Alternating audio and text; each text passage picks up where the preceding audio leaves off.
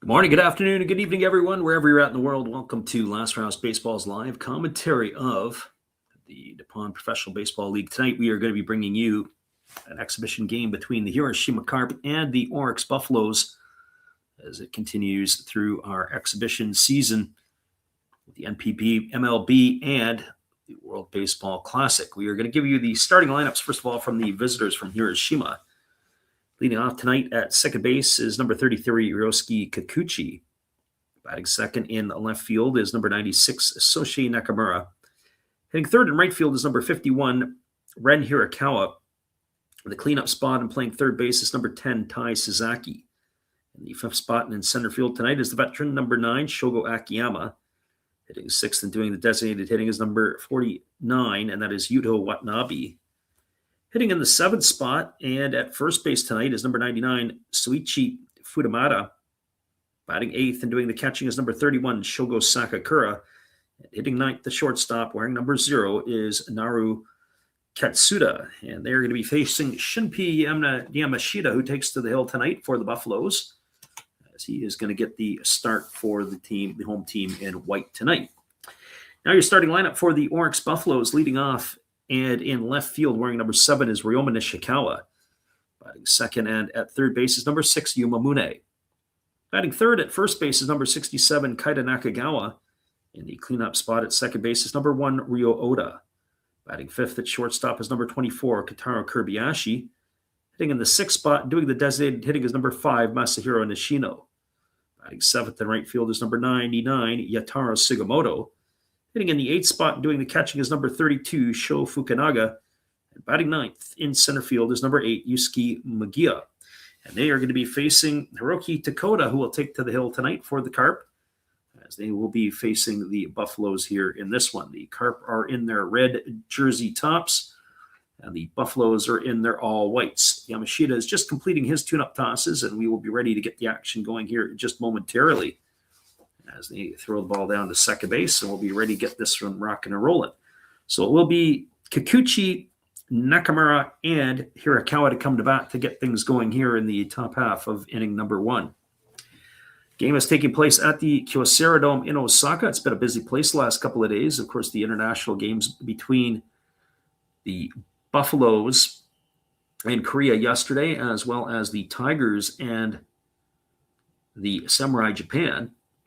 As the first pitch of the ball game is ready to come here on its way. It's a fastball that misses way outside. 1-0 to Kikuchi. We are underway at 18:01 local time.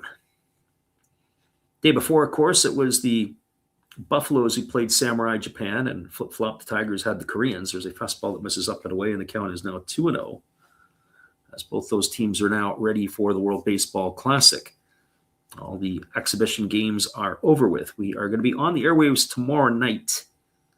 If I remember correctly, it is going to be the Czechs and the Koreans. Same time, same place. Actually, same start time will be an hour later. There's a fastball taken for a called strike, and the count now goes to 2-1 on Kikuchi. So 2 balls, 1 strike it is. Yamashita, the right-hander, getting his sign from the catcher. It's Fukunaga tonight behind the dish, who kicks and fires. Fastball misses well outside. Count goes to 3-1. Yamashita, the big lanky right-hander, or say slightly lanky right-hander. This is going to be his 4th year in the NPB. His career 13-9 record. Only appeared in 4 games last year. As the right-hander kicks and delivers, there's a fastball swung on. This ball is lifted into deep left center field, giving chase, but with room, and underneath it to make the catch is the left fielder Nishikawa. That is going to retire Kikuchi. Kikuchi gave it a ride, just not far enough, as he's gone for the first out of the inning, and that'll bring up the left fielder in Shosei Nakamura. Just commenting a little bit here on Yamashita. In his 180 2/3 innings pitched, he's walked 68 batters in his career. That's a little bit more than my liking, and maybe the liking for the Buffaloes as well. First pitch on the way. There's a fastball that misses up and away, and the count is 1-0 to Nakamura. Let's keep an eye on how he establishes the zone tonight. He's 0 for 2 on first pitch strikes. Not a good sign falling behind the count early on, but sometimes the starters will settle down after inning 1.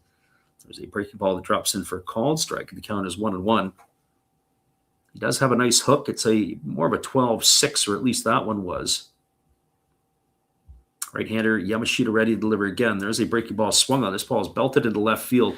He started into Nishikawa, and then he retreats a couple of steps. He's going to make the catch, and that's going to retire Nakamura for the second out of the inning. So 2 up and 2 away, both to the glove of the left fielder. And that is going to bring up the right fielder in Ren Hirakawa.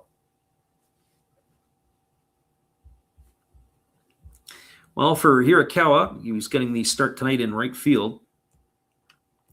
He is the first pick of the 25 draft, and the first pitch is a fastball swung through and missed.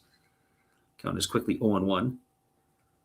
He will turn 22 a little later this year. As the 0-1 pitch on the way, it is a fastball swung on. It breaks the bat, but that's going to be strong enough to get it down for a base hit into right field. The bat shattered in half. Sugimoto moved over toward the line to pick it up. So that bat died a gallant death. It's a 2-out single here for Hirakawa.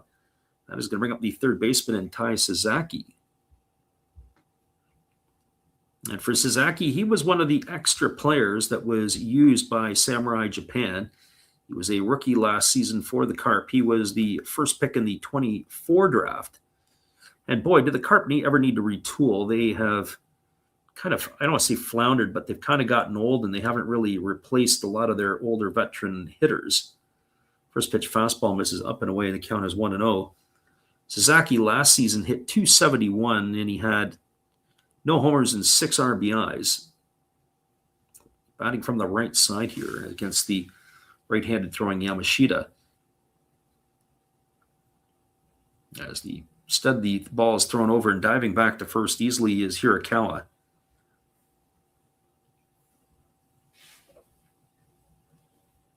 Hiroki Takota is getting the start tonight for the Carp. Not a big crowd, but as typical, the Carp fans do travel pretty well. And there is a fastball swung on and missed. Count goes to 1-1. Our friend, the Chave 17 in the house, he says, so glad to find myself awake for this one. Never a bad day for the Carp. Yeah, well, we're glad that you tuned in. We're trying to keep our schedule here rather than packing it in early for ourselves. We're going to be up the next few nights doing the Classic late night. So we figured we'd try to squeeze this one in here tonight. There's a fastball swung on. This is going to be lined into right field. It's going to get down. The runner was on the move. Picking it off is Sugimoto, rounding third and being held there. At third base is Hirakawa, and Tai Sasaki is at second with a double. That's going to put Carp at second and third with 2 gone. And it's going to bring up the veteran center fielder in Shogo Akiyama. Yeah, well, it's a little bit sparse with our crowd attendance here tonight, and I would assume it is going to be as sparse as it is at the Kyocera Dome. It is not a full house by any stretch. Even at the best of times when the Buffaloes have their home games, unless it's late in the playoffs, the crowd is sometimes a little depressing, especially to watch during the week. But the Hiroshima Carp fans travel well, whether it's exhibition or whether it's regular season. They help round out some of the audience. Here comes the first pitch to Akiyama. It's a fastball that swung on and missed. Count is 0-1. Akiyama's had a bit of an injury-riddled time the last couple of years. He has had his issues with his hamstrings specifically. That started with the Cincinnati Red organization, and he's had some challenges to stay healthy. Last year, he only appeared in 64 games in the NPB. 138 the year before, which was probably the most he'd played in since the time he left the Saitama Cebu Lions. There's a fastball that misses up and away. Count runs even to 1-1.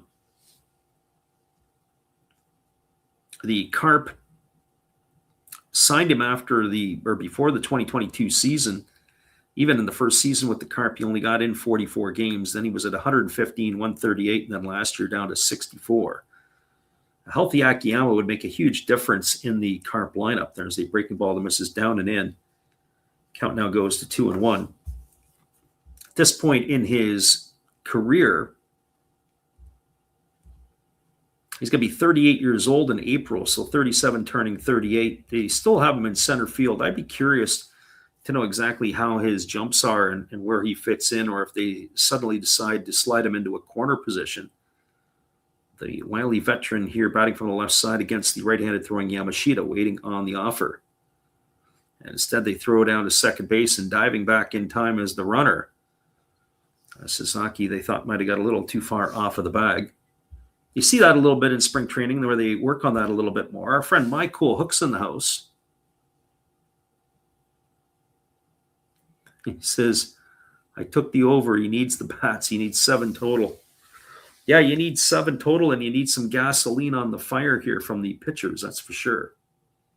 Breaking ball is taken on the inside corner for a called strike, and the count now goes to 2-2 on Akiyama.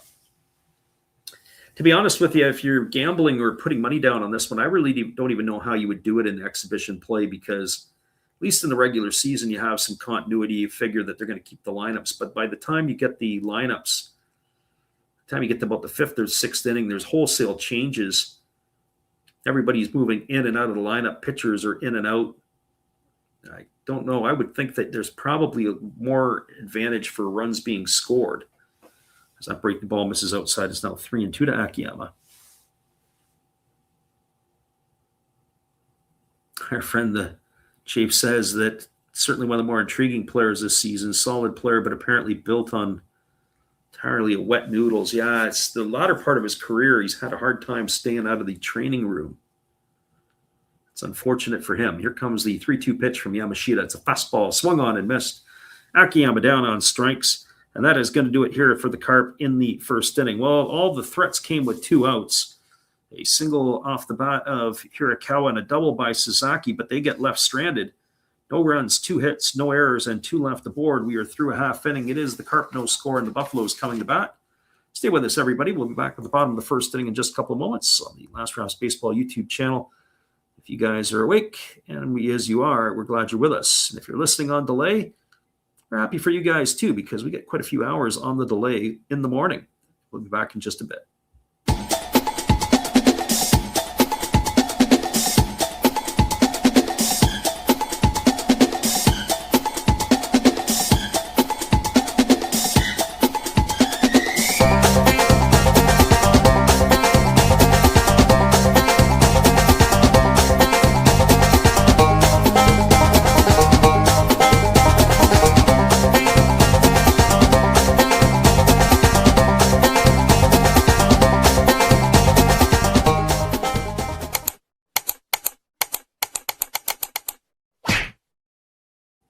Your score as we move to the bottom half of the first inning, it is 0-0 Carp and Buffaloes. Buffaloes coming to bat for the first time. We'll be back in just a few.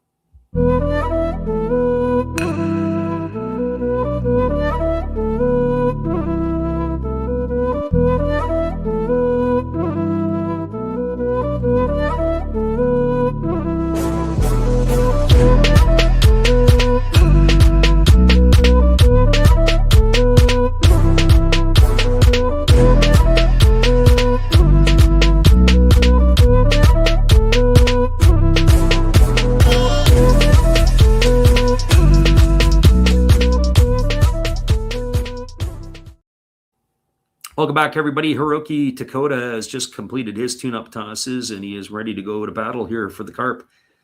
In the bottom half of the first inning, it'll be Nishikawa, Mune, and Nakagawa to come to bat to face him here.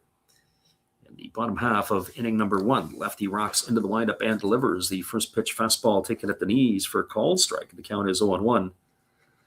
The 31-year-old Nishikawa, the formerly of the Hiroshima Carp, hit .310 last year in 96 games. As he takes a fastball for a called strike. The count is 0-2. I saw Nishikawa play live when he was with the Carp. Would have been about 3 years ago. And I saw him in Yokohama. And boy, he could really fly. There's a breaking ball that misses down in the dirt. The count is 1-2. I remember him going after some balls in left center field. That was just breathtaking. The jumps that he could get, his first step, and the way that he reacted to the balls, very impressive. Here's the 1-2 pitch. Fastball swung on and lifted foul into the seats down the left field line, and the count remains at 1-2. Sometimes you don't always get to see the true picture when you're watching games in different angles. And when you're at the game, you can focus on different aspects of the game rather than just the pitcher throwing and everything else. As there's a breaking ball swung on, it is lifted foul. It's going to drift itself into the seats. Count remains at 1-2. But very interesting to watch Nishikawa. The way his roots to the ball were really good, and as I said, his jumps were magnificent. He just made it look easy and fun to watch. So 1 ball and 2 strikes. It was a domestic free agency that he was able to make the move. As the 1-2 is on the way, breaking ball swung on, grounded over to the right side, fielded neatly by the second baseman Kikuchi, who side slings it to first, and Nishikawa has gone on a ground out 4-3 for the first out of the inning. So 1 up and 1 away. It'll bring up the third baseman in Yumamune. And so for us, we'll take on the classic late night games, at least the first 5 of the series. We'd love to be able to do more. Just the timing of the way everything is, it's just not going to work out for us. And then once we get through that 5, we'll be posting up some of the other games. Here's the first pitch to Mune. It's a fastball that just misses down. 1-0 to Mune. Mune, the 29-year-old third baseman of the Buffaloes, pretty reliable glove. He hit .239 last year with 6 homers and 28 RBIs.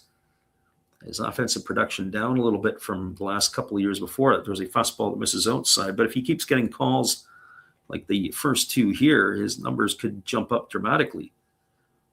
Looks like the home plate umpire has shrunk the zone on Dakota. There's a fastball, I'll take it for a called strike, which was in pretty much the same location as the last pitch. So 2 balls and 1 strike it is. Again, Dakota kicks and fires. There is a breaking ball, waved at and missed. The count goes to 2-2. If I'm not mistaken, we saw Dakota against the Eagles a couple of weeks ago in the games that were being played in Okinawa as the 2-2 pitch is on the way. There's a fastball that just misses low, and the count now goes to 3-2. He does not an overpowering pitcher. He's the crafty lefty who can work both sides of the plate. Has a pretty decent command of the zone generally. There's a breaking ball that misses down. As we say that, he issues ball 4 to Mune, and he's aboard with a 1-out walk, and that'll bring up Kaita Nakagawa to the plate. Well, for Nakagawa, getting the start tonight. Today it is at first base. He is a fairly versatile player. He gets his starts in center field. He also gets them with the 1 bag. He had a decent year last year. He had .284 with 12 homers and 53 runs batted in. He only played in 119 games. Batting from the right side. A nice bounce back year for him as he struggled in the 2024 campaign. Pitch on the way. There's a breaking ball swung on. It is lifted into center field, coming in hard, and now cut off by the left fielder. It was a little deep was Akiyama, but it was the right fielder, who came in and cut in front of him to make the catch. And that was Hirakawa, who had to come a long way as well. And that is going to retire Nakagawa for the second out of the inning. I got a chance to see the Carp and the Giants play twice at the Kyocera Dome a couple of years ago. It was kind of fun to watch. It was a neutral site game. It was at the end of August, early September. And they played the Yomiuri Giants. So it was one of those neutral site type of games, and the place was packed, but it was kind of cool because you could get tickets for $10 in the bleachers, literally sat under the scoreboard as there was a fastball that swung through and missed, and the count is 0-1 to Ryo Oda. Oda getting the start at second base tonight, sporting the number 1. As the pitch is on the way, it's a slow breaking ball that misses up and away, and the count goes even to 1-1. So 1 ball and 1 strike. I remember going to see one of the games, and it was $10 for tickets before the game, and then basically $10 US dollar. And then after the game, the tickets went on sale for the next night, and picked up another ticket for $10. Pretty good deal. Ball swung on, popped up over on the right side, moving back into shallow right field is the second baseman Kikuchi. He's going to make an over-the-shoulder catch, and that's going to retire Oda for the third out of the inning. And that will do it here for the Buffaloes in their half of the first. No runs in the inning, no hits, no errors. They did strand a runner aboard. And your scores were through, 1 complete. It is the Carp, nothing, and the Buffaloes, nothing. Stick around with us, everybody. We'll be back with the call of inning number 2 in just a few.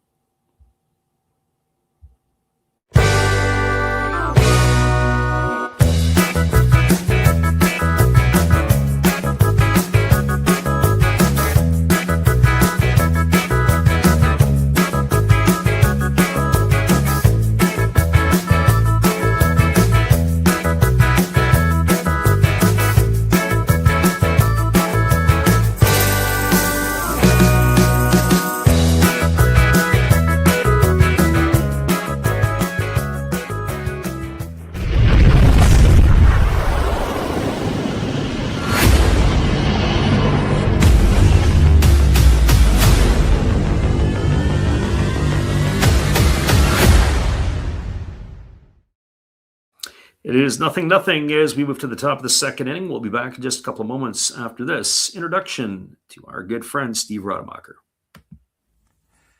This is Steve Rademacher, and I'd like to introduce you to my channel if you haven't seen it before.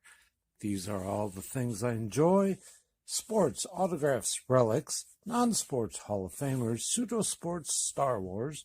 That's my channel name and my name, and I would really appreciate it if you would come check me out and maybe even subscribe if you like it. Thank you for that for now, and back to your ball game. Welcome back, everybody. Coming to bat here for the Carp in their half of the second inning. It'll be Watanabe, Fudamata, and Sakakura. And the first pitch delivered to Watanabe is a fastball that misses up for a ball, and the count is 1-0. Last year, Watanabe hit $125. He was not a regular in the lineup for the Carp, as there's a fastball that misses down and away, and the count now goes to 2-0. So 2 balls and no strikes. As we said in the first inning, it'll be an interesting piece here for Yamashita if he can get ahead in the count. He had his struggles in the first inning. There's a slow breaking ball that drops in for a called strike. The count now goes to 2-1. His breaking ball has been able to get over, that is for certain, as he has a very slow, deliberate one. It's nothing like a wipeout slider or any of that type of piece. There's a fastball swung on it. His line past the head of the pitcher into center field. And Watanabe is aboard with a leadoff single here to start the second inning. That is going to bring Soichi Fudamata to the plate.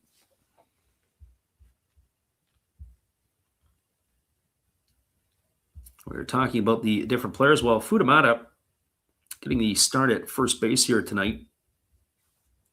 He was the first-round pick of the 2020 development draft. He was out of Iwata Higashi High School.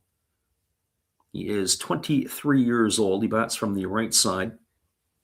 Made his debut for the Carp at the NPB level in 2024. There's a fastball swung on it. Has popped up on the infield. All 4 of the fielders are converging, but Yuma Mune has called everyone off, and he's going to make the catch.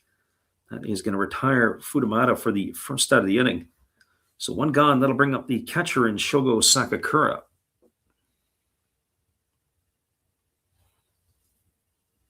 Well, for Sakakura, he's getting the start tonight. Last Sunday, they do a double take. I would have thought Sakakura would have been somebody who would have been up a little bit higher in the batting order. I'm not sure what they're doing in terms of the constructions. Last year, he hit .238 with 5 homers and 37 runs batted in. He has hit the previous 4 years. He had double-digit home runs, so a bit of an off year for him as that breaking ball misses up and away, and the count is 1-0.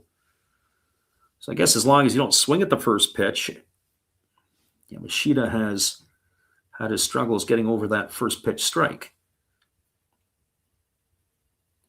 Don't have all the detailed graphics as I do on some of the other nights, especially when we have the games in the regular season. Fastball swung on. This ball is driven into deep center field. Racing back to the warning track and making the catch is the center fielder. That is Magia, who is going to haul that one in, and that is going to retire Sakakura. That was a good swing. He absolutely put a heck of a swing on that one there, driving it right to the warning track.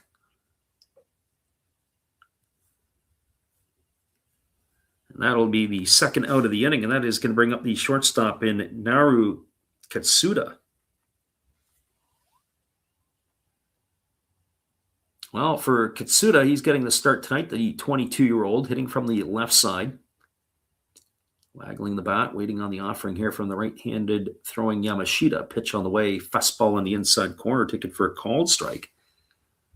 The ball's in 1 strike it is. And for Katsuda, well, he was the 3rd pick in the 2025 draft. So as we mentioned, the Carp retooling their ball club, especially on the offensive side. There's a fastball swung on. This is going to be lifted foul, and the count now goes to 1-2. When you think of some of the Carp players who are getting on in years, well, the first one, obviously, that comes to mind is the leadoff hitter, and that's Ryosuke Kikuchi, and he is 35 years old. We already talked about Shogo Akiyama being on the wrong side of 30. Another player who I kind of like He's 34 years old, is Shota Dobayashi. He is more of a role player at this point. There is a fastball swung on, and it's fouled over on the third base side. The count remains at 0-2. So, right there, you've knocked off 3 players who are on the wrong side of 30 years old.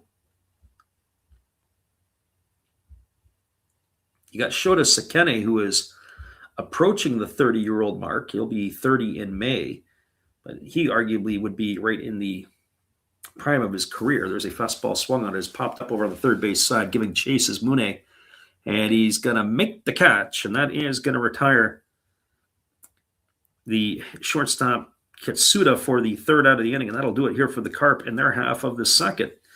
No runs in the inning. There was a hit. There was no errors, and there was a runner left aboard. Your score as we now move to the bottom half of inning number 2. We're locked at zeros. Stick around, everybody. We'll be back in just a few on the Last Routes Baseball YouTube channel. Our good friend Mike Cool Hooks, he is looking for some runs. None to be had yet. We'll be right back.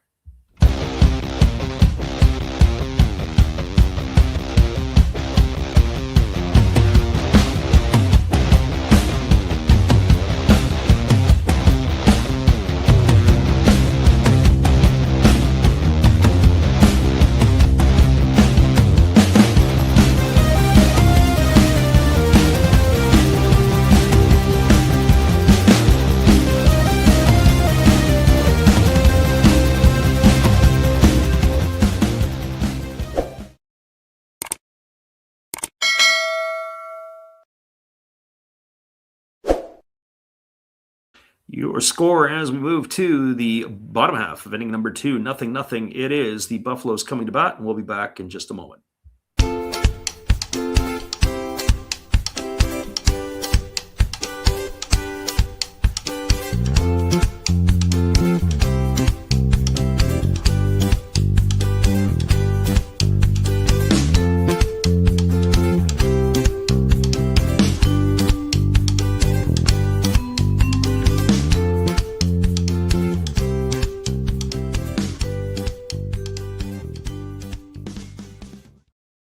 Welcome back, everybody. It is Kentaro Kobayashi coming to bat.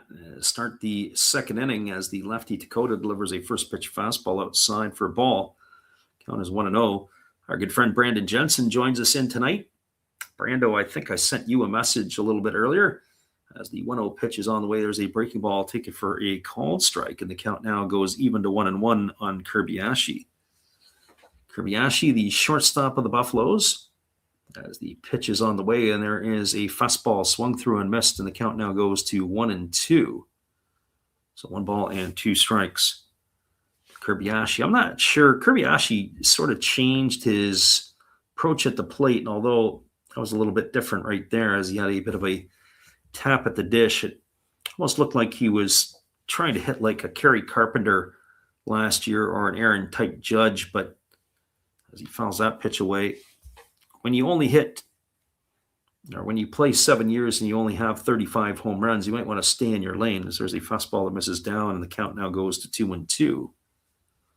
So 2 balls and 2 strikes. As the lefty kicks and delivers again, there's a fastball that misses down and in. And the count now goes to 3-2.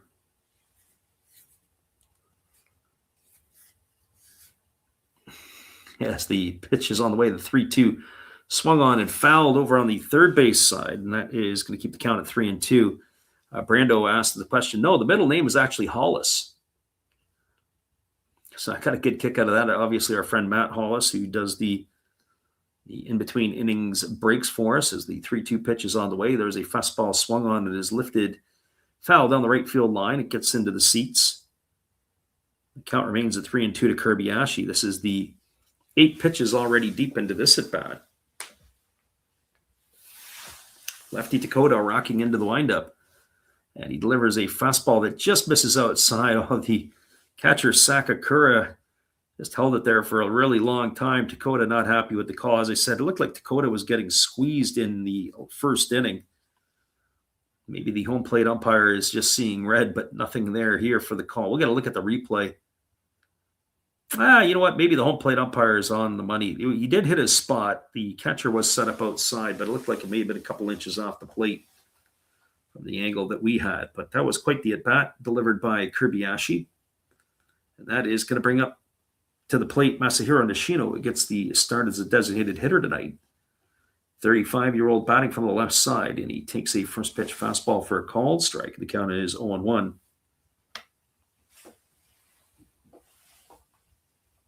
Nishino hitting from the left side here against the left-handed throwing Dakota.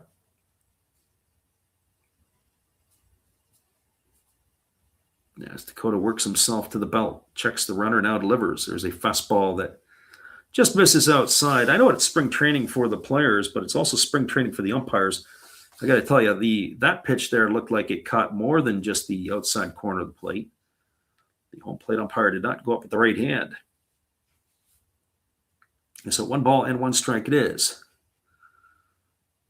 Our friend Mike Cool Hooks wants the big bats going. They got to get some base runners to go with it. Breaking ball misses outside. If the umpire keeps squeezing Dakota like this, you might get base runners and all kinds of runs. Maybe you got to hope for the squeeze to be on here. Lefty-lefty matchup. Here comes the 2-1 pitch as Dakota holds set, now delivers. Fastball swung on. Oh, this is hammered foul. It's going to get over the netting into the seats down the right field line, and the count is now 2-2. I was having a conversation earlier with our good friend Brandon Jensen. We were talking about there was a situation where a puck got into the, as Brando is involved with hockey, a puck got into the seats and ended up that I guess a woman was injured or got hit with the puck in the stands. 2-2 pitch on the way. Fastball swung on and missed. And Nishino is retired, gone for the first out of the inning. How long did it take for them to put netting up around Major League Baseball? You just needed a couple of people that getting injured. And of course, with our society today, most people heads are down on their phones while the game's going on. While the game's going on, they're not paying attention to what's exactly happening around them. And the next thing you know, you get a screaming line drive into the seats and somebody can get seriously hurt. This brings Yataro Sugimoto to the plate. The first pitch on the way as the breaking ball swung on is grounded over to the right side. Fielded on the run by Kikuchi. Underhand flips it to first. It's going to be a ground out 4-3. Sugimoto gone for out number 2. Advancing to second is Kobayashi. That is going to bring the catcher Sho Fukunaga to the plate.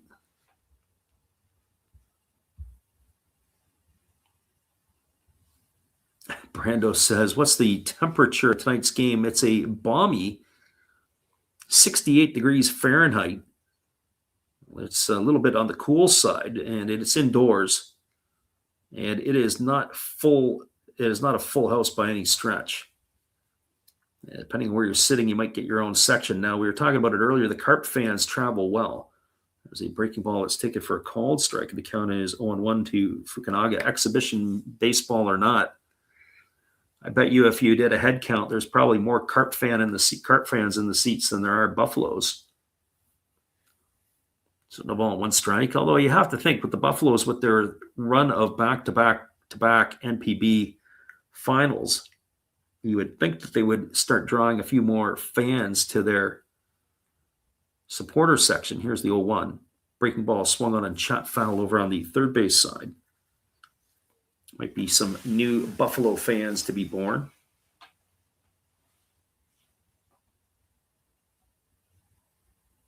Brando says they've got nets behind both goals, but only part of the rink is protected by the glass.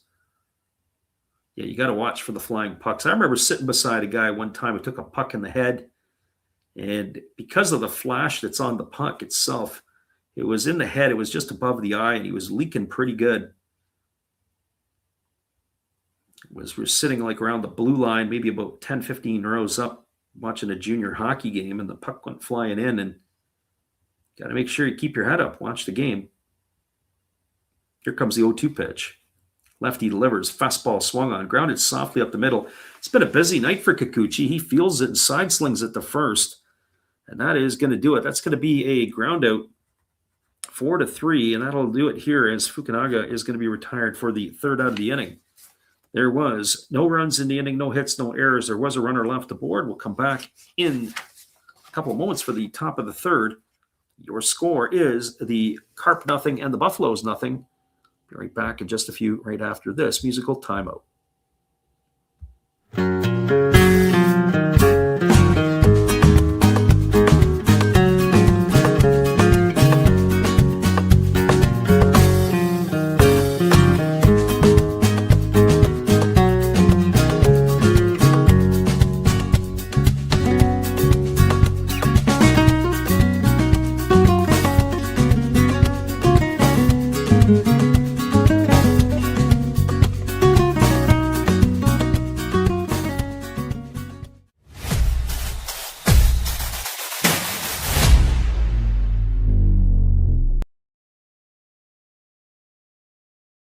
Hello, this is Eric Fox, formerly of the Oakland A's and Texas Rangers baseball teams.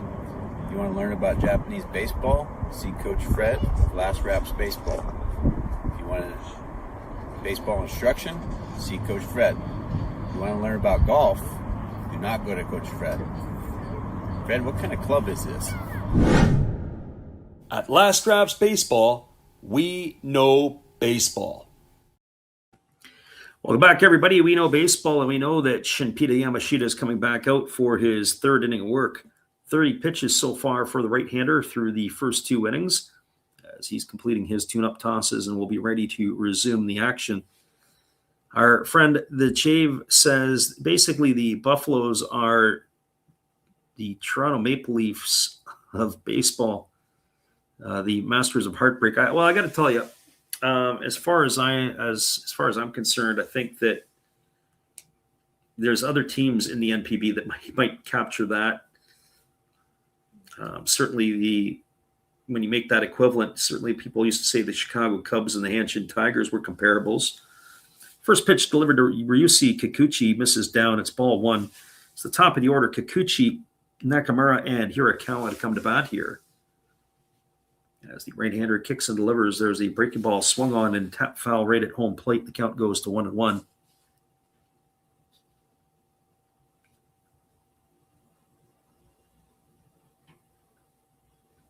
I don't know what Brando's talking about, which Leafs trade that is.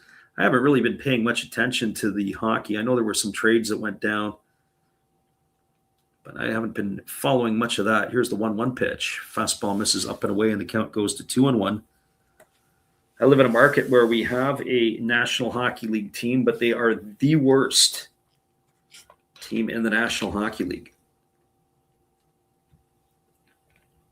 2-1 pitch on the way. Fastball swung on and missed. Count goes to 2-2. But I will try to get to a proverbial game or one game coming up here in the next little bit. Not sure when that's going to be, but I'd like to try to always catch one before the season is done, as that breaking ball is foul over on the third base side. Count remains at 2-2. This time of the year, with them how many games out of the playoff hunt, tickets are a little bit easier to get and more palatable to have to buy or to pay for. Here's the 2-2. Pitch on the way. Breaking ball swung on it is taken on one hop by Kobayashi. Moving to his left, he throws to first, and he guns down Kikuchi, who can still run a little bit. That's a ground out 6-3 for the third out of the inning, or first out of the inning in the third here. That's going to bring up the left fielder in Soshi Nakamura.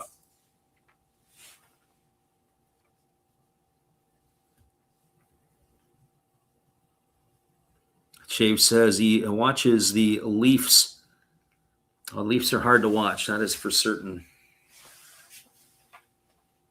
Can't take it anymore. Here's the first pitch. It's a fastball swung on it. It's grounded over to the right side. This time it's fielded by the second baseman, Oda, who throws to first, and Nakamura's gone on one pitch. Ground out 4-3. He's out for the second out of the inning, and that'll leave it up to the right fielder in Ren Hirakawa. Our friend Mike Cool Hooks is in the house here. He's probably still whimpering a little bit, and from the fact of more than he's not just still whimpering, he's whimpering because they can't score any runs. There's a fastball swung on, chopped slowly down the first baseline, but they're going to let it roll foul. That's going to run the count to 0-1 here on Hirakawa. They had to do that. Was a good decision. I don't think if the pitcher Yamashita would have fielded it, they would have had time to have made the play. Interesting news from around the MLB. Blue Jays signed veteran lefty Jeff Mantiply to a minor league deal. Wonder if he's got anything left. There's nothing like kicking the tires on some of these guys at the back end of your bullpen. Pitch on the way. There's a breaking ball swung on and missed. The count now goes to 0-2 on Hirakawa. Hirakawa singled his first time up, but he was left stranded at third. It's the closest the Carp have come to scoring. As the pitch is on the way, it's a fastball swung on. It's taken on the line as Kobayashi falls to his knees. And he's going to make the catch, and that is going to do it here as Hirakawa is going to be retired for the third out of the inning. Our friend August is in the house, and we'll come back here in just a couple of moments. We'll answer some of your questions as well. We're glad you're with us. Carp go in order here in the top of the third inning. No runs, no hits, no errors, and nobody left aboard. Stick around, everybody. We'll be back with the bottom of the third inning in just a few. It is 0-0 Carp and Buffaloes when we return right after this musical timeout.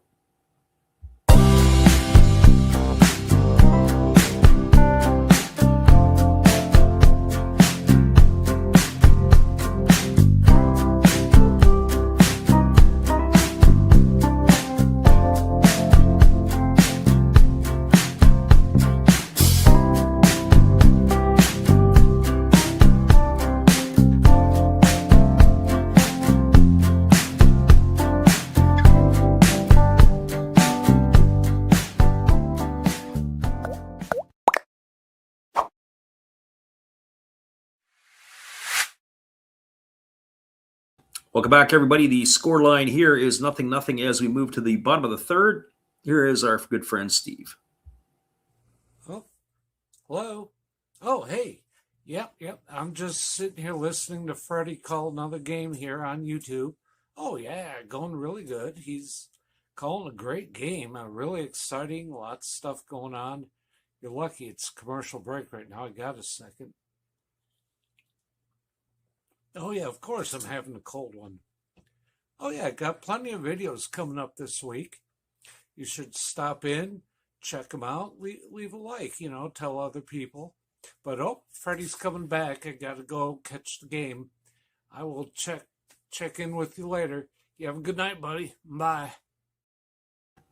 Welcome back, everybody. It is a pitching change as Masato Morishita is on now for the Carp. And the first pitch is a fastball swung on and lifted foul into the seats down the left field line. And the count is quickly 0-1 here to Yusuke Mugia.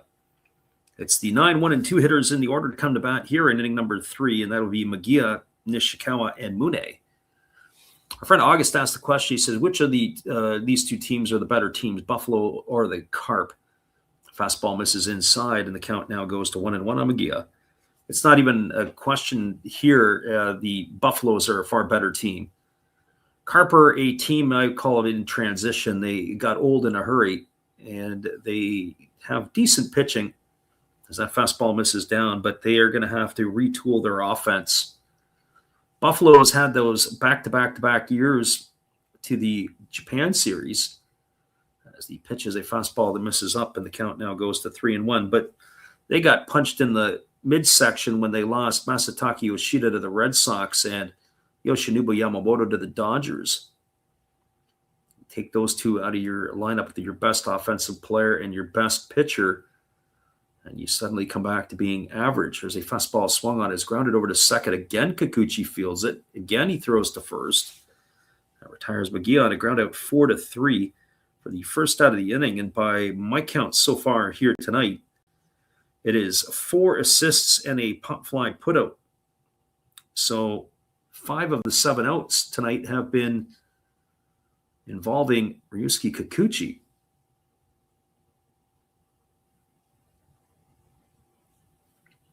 Our friend August says, thanks for the insight. As he work nights, and this is the only thing on most of the time, there's a first pitch fastball taken for a called strike. Well, if you're able to get some of the feeds, then you can always sync us up. A lot of people will watch the game, and listen in and be able to do that. We can't run a live feed through here because we're not licensed to do that by the NPB, as there's a fastball that misses outside to Nishikawa. The count goes to 1-1. And I far prefer watching the NPB to the KBO or the Chinese League, although I'll see some more games live in the Chinese League this year. Fastball misses down, and the count is to 2-1 to Nishikawa.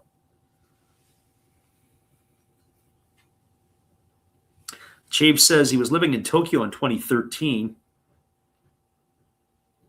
As there's a fastball that misses, and the count now goes to 3-1. So it looks like the home plate umpire is not just Hiroki Takota, who is squeezing a bit. He's also doing the same to Morishita. There's a fastball that misses out and away.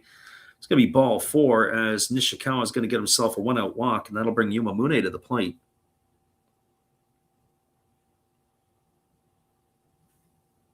Chave said he got into the NPB. Yeah, the NPB, it's a great experience. I've covered all 5 of the ballparks in the Tokyo area. I've had a chance to get to Hiroshima.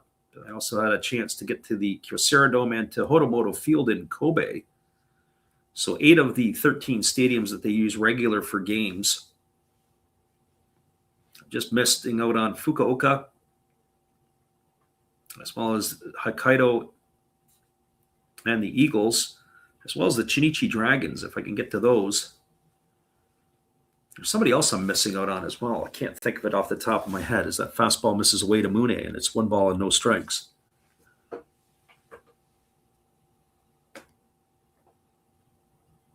Right-hander ready to go again as he works to the set. Oh, and the Hanshin Tigers. I've been to the stadium and just couldn't get inside. Fastball misses up and away, and the count goes to 2-0 on Mune.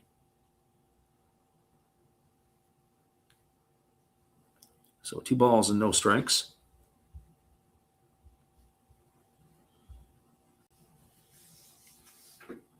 As I said, we're going to put the World Baseball Classic schedule up. We'll do that over the next couple of nights, get that up for the late night stuff. And then it'll be, as we move along, we'll add some more to the schedule next week. So I'll try to get some of that stuff set up tonight. Fastball swung on, chopped slowly, of course, over to second, where Kikuchi fields it. He throws to first, and it's another Kikuchi play, although it is going to advance the runner Nishikawa over to second. He goes into scoring position. So ground out 4-3 for out number 2. Unbelievable. We'll put on a fielding clinic here for Kikuchi. It's 5 ground ball outs already in this one here of the 7 outs, as well as a pop fly out. So 5 of the 7 outs have been with him. That's going to now bring Kaita Nakagawa to the plate, who has flown out to right field his first time up. As the right-hander Morishita holds to the set, kicks and delivers. There's a fastball down. It gets away from the catcher Sakakura. That is going to advance the runner up. So that's going to be a wild pitch. Charge to the pitcher Morishita, and that'll bring the count to 1-0 here to Nakagawa. I have to tell you, I do like the pitcher here, Masato Morishita.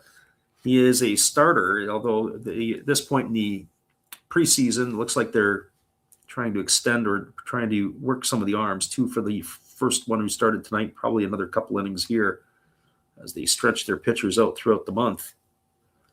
Pitch on the way, fastball swung on and lifted foul right into the netting behind home plate. Count is 1-1 to Nakagawa.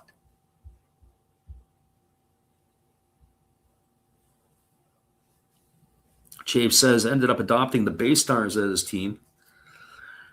Yeah, the Bay Stars up until recently might be a comparable to the Leafs. Gotta start choosing those relationships. Yes, absolutely. 1 ball, 1 strike, pitch on the way, fastball swung on and lifted into the seats, foul over on the first base side. I don't even know if there's anybody in the upper deck tonight. And Brando was asking about the attendance tonight here. And as I said, if I had to slate a guess right now at the Kyocera Dome, I would say they'd be fortunate for about 13,000 tonight, maybe 12. Everything is in the lower bowl. I can't see much on the upper portion, certainly in the outfield. Here's the 1-2. Breaking ball swung on, grounded to the left side. Fielded by the third baseman of the Carp, Sasaki. He fires to first. That's going to be a ground out 5-3 as Nakagawa is in the books for the third out of the inning. And that is going to do it. Well, they threatened again here, but they come away with nothing. No runs in the inning. There were no hits, no errors, and one runner left aboard. We are now a third of the way through this ball game. It is all locked up at zeros. Our good friend Mike Cool Hooks might want to think about hedging something there to cover his losses. We'll be back in just a couple minutes after this musical timeout.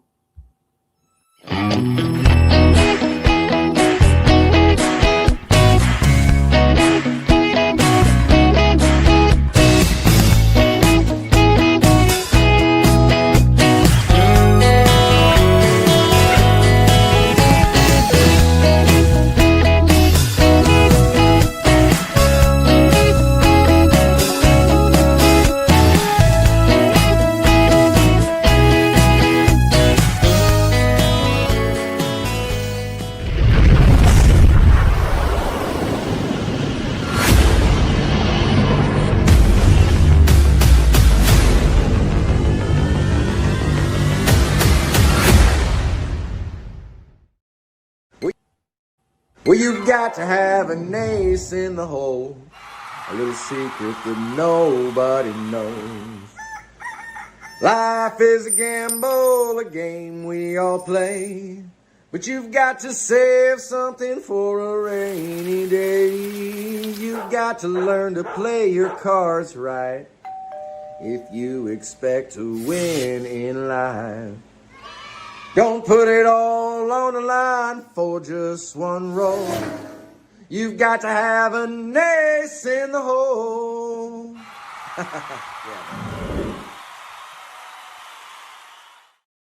Welcome back, everybody. It is the right-hander Shinpita Yamashita back out for his third inning of work, and he delivers a 95-mile-an-hour fastball. It catches the outside corner to tie Sasaki for a called strike.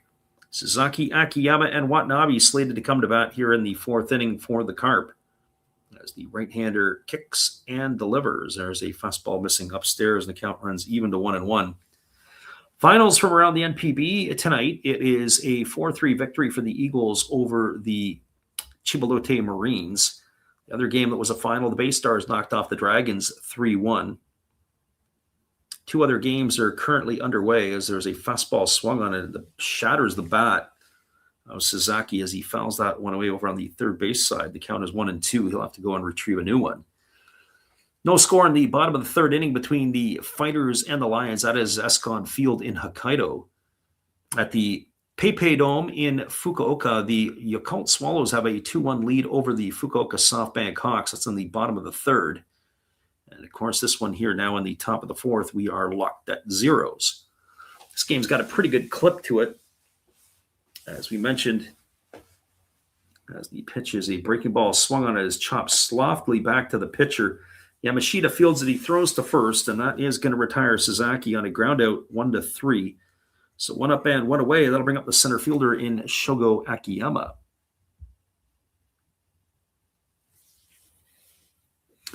Our friend the Chave says the Bay Stars won. Yeah, it doesn't count for the real thing, but I guess beggars can't be choosers, so take it when you can get it. This brings Akiyama to the plate, who is 0 for 1 tonight. He struck out his first time up, and he swings at a fastball and lines that into the netting. Foul over on the third base side. The count is 0-1. So no balls and one strike. The veteran center fielder waggling the bat, waiting here on the offering from the right-hander, who kicks and delivers. There's a fastball that misses upstairs. The count runs even to 1-1. So 1 ball and 1 strike.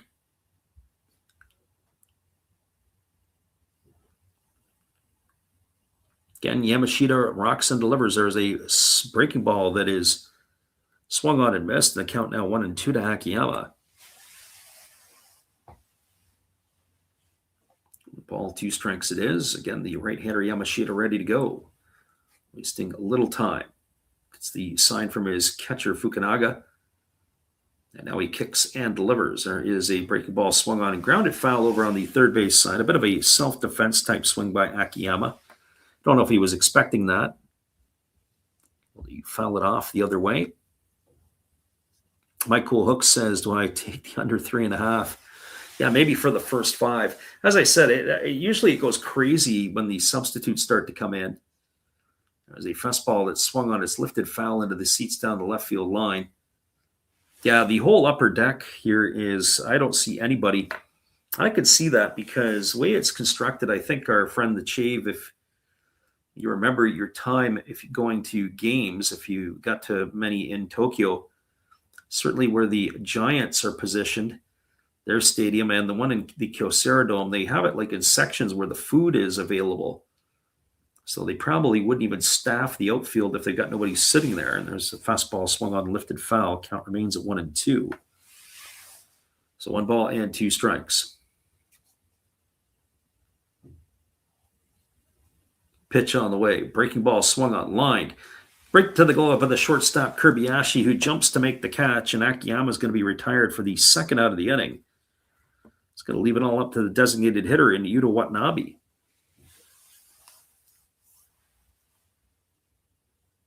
But probably in the event to be able to mitigate some of your losses, not the worst thing to probably hedge your bet or cover it anyway.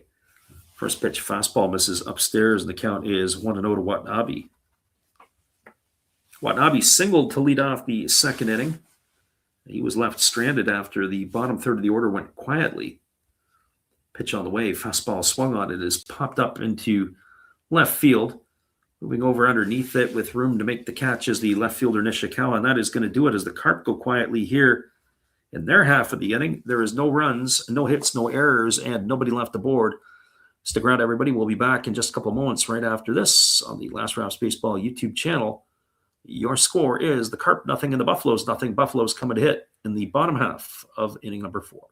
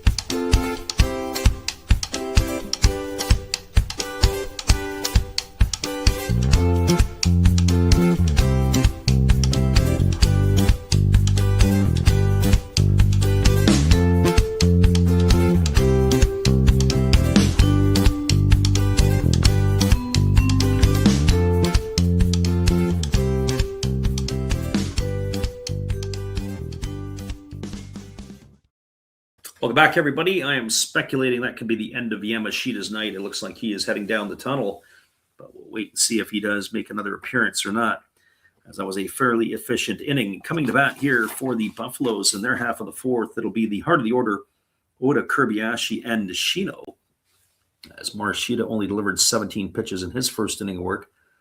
Fastball misses upstairs. The count is 1-0. Our friend the Shave says, never thought about it till now. Probably dead silent in the outfield. When I saw the Buffaloes play, as that fastball swung through and missed, I was at Hotomoto Field in Kobe for their home game when they played the Saitama Cebu Lions, and the Lions fans were way more noisy than the Buffalo fans. It wasn't even close. Thought it was in a home game in Tokugawa. Fastball swung on and missed. The count is 1-2 to Oda. Oda 0 for 1 tonight, popped to second his first time up.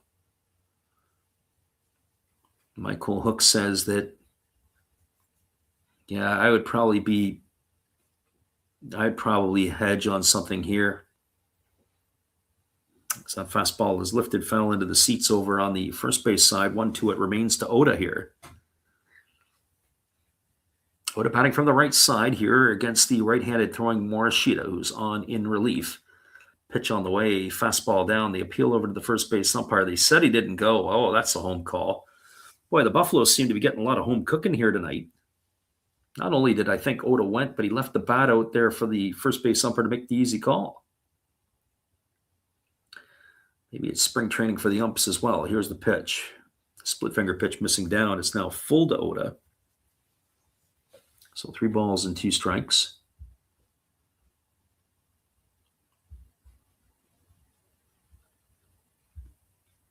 And just like last year, we're going to mix more Central League home games in. There's a fastball that is swung on, and this is lifted into right center field. Moving over is Akiyama, and he is going to take care of that one there. That will retire Oda for the first out of the inning. So 1 gone here, and that'll bring up Kotaro Kobayashi to the plate. As I mentioned, last year we were able to get quite a few Central League games in. And that's kind of my game plan for this year as well, is we want to try to get some Central League games in for 2026. As the pitch is on the way, there's a fastball swung on it. It's lifted foul into the seats over on the first base line. The count is quickly 0-1 to Kobayashi. So if we can get ourselves some more Central League games in on the channel, it'd be great. As the pitch is on the way, fastball swung on and lifted foul into the right field stands down the right field line. 0-2 now to Kobayashi. And for those of you who don't know, this is the last year that we are going to see the the pitchers batting in the Central League. Apparently in 2027, they are going like Major League Baseball, where they will have a universal DH. Fastball misses up, and the count goes to 1-2. And I that's unfortunate, because I do like and I do miss the fact that the pitchers get a chance to hit. Here comes the 1-2 pitch. As Morishita delivers, there's a fastball swung on and missed. And Kobayashi is gone for the second out of the inning, and that's going to leave it up to the designated hitter in Masahiro Nishino. Our friend the Chave says, any teams you're planning on leaning into specifically in the Central League this year, or whatever is the easiest? You know, I tried to stay away from the Dragons the last couple of years whenever they were playing, but they actually might be worth watching this year. First pitch fastball, take it for a called strike. Count is 0-1.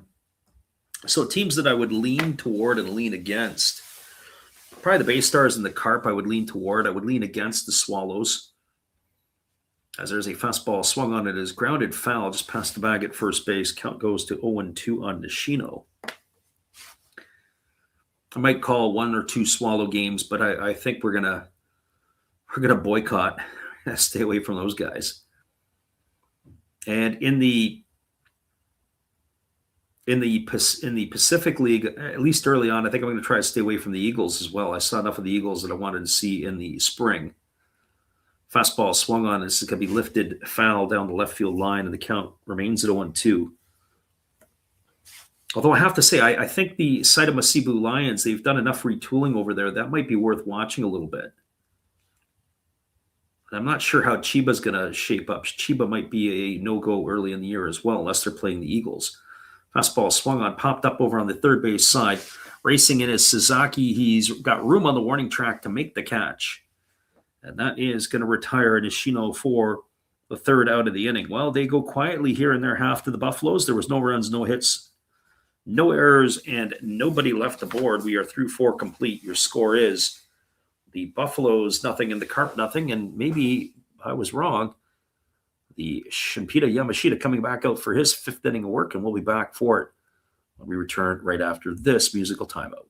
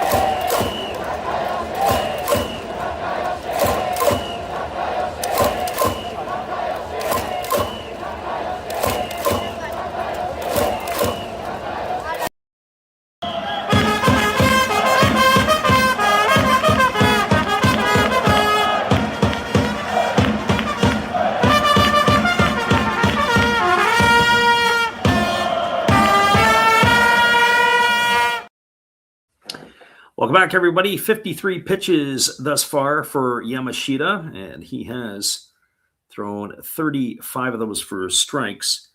So he is going to be coming back out onto the mound here to begin his fifth inning work. He's got the bottom third of the batting order, and it'll be Futamata, Sakakura, and the 9-hole hitter in Katsuda to come to bat here. The chief says super reasonable as the Swallows make his head hurt, yeah. And the Marines are a team in flux as well. There's a fastball that misses upstairs. The count is 1-0. Not sure what's happening there. I saw them play the Lions a couple years ago. And we got the tail end of a typhoon that was blowing through. As that fastball misses down, the count is now 2-0. And it was some pretty heavy rain for the last inning that they played that game in. It was pretty cool. Got a chance to see Dallas Keuchel pitch for the Marines. He had that start that night. That was kind of neat. 2-0 pitch on the way. Fastball misses down and away, and it's now 3-0 to Futamata. The former Cy Young Award winner in the National League. Interesting. Clayton Kershaw said at the beginning of his career that he wanted to end his career in Japan. I don't know if he's got anything left after this World Baseball Classic, but how cool would that be for Clayton Kershaw to go over and finish his career in Japan? There's a fastball that's taken for a called strike. It's now 3-1 to Futamata. I know our friend Brandon Jensen was in here listening early on. I don't know if he's still sticking around, but that would be kind of neat to see Kershaw. I know he doesn't have much left at all to give, but he gives what he can. Fastball swung on, popped up over on the third base side. Over onto the warning track is Mune, and he's there to make the catch. So Futamata pops out for the second time tonight. He's gone for the first out of the inning. He had a 3-0 count, fouled the pitch off, and then pops it up. So not exactly the swings that you want in those situations. So he's gone for out number one. That'll bring up the catcher, and Shogo Sakakura. Sakakura had a good swing his first time up. He put good wood to the ball, drove it to deep center field where it was hauled in on the warning track. Pitch on the way, breaking ball missing down. Count is 1 ball and no strikes. It was run down by the center fielder Magia. Sakakura heading for the left side, and the pitch is a breaking ball taken for a called strike. The count is now 1-1. So 1 ball and 1 strike.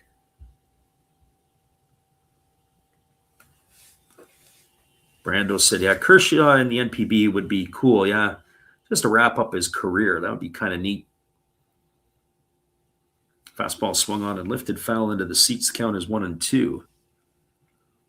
Yeah, I think so. I think he'd be really well received over there if he decided that he wanted to go. You know, you pitch once a week. Maybe you get 15 starts or wherever else. Kind of the way to go off into the twilight. There's a breaking ball that is swung on and missed. And that is going to do it, as it'll put Sakakura in the books. He's gone for the second out of the inning. And that is going to bring up the shortstop in Naru Katsuda.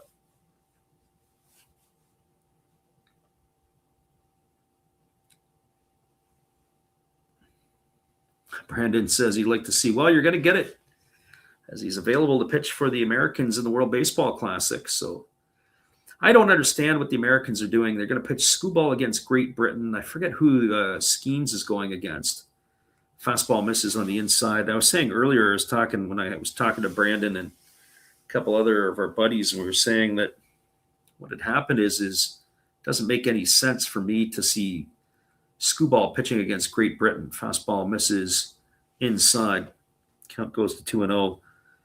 You could probably take a third or fourth starter coming off Tommy John surgery, looking for rehab starts, and roll him out against Great Britain and stick it to him, especially with that lineup behind you, because you're going to be able to hit your way out of trouble. Fastball swung on. This ball is popped up down the right field line, and moving over underneath it, or moving, is the second baseman, and that is going to be Oda, who will make the catch. And he is going to haul it in for the third out of the inning. And so we're halfway through this one. Carp go in order again. That, by my count, says 12 in a row retired by Yamashita. He has been workmanlike now. No runs, no hits, no errors, and nobody left aboard. We're moving to the bottom of the fifth inning. We are where we started, which is not where our friend Mike Cool Hooks wants to be. Nothing is the score. Stick around. Bottom of the fifth is just around the corner, and we'll be back to bring it to you in just a couple of moments.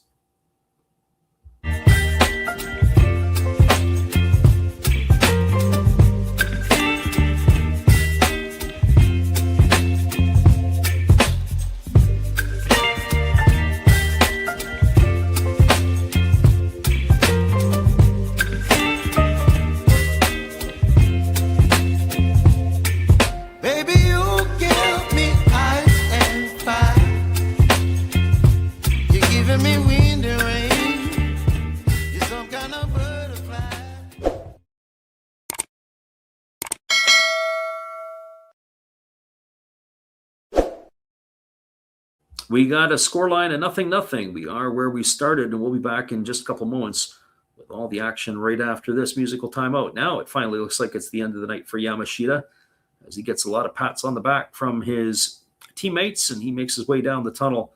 This time it looks like for good. We'll be back in 30 after this.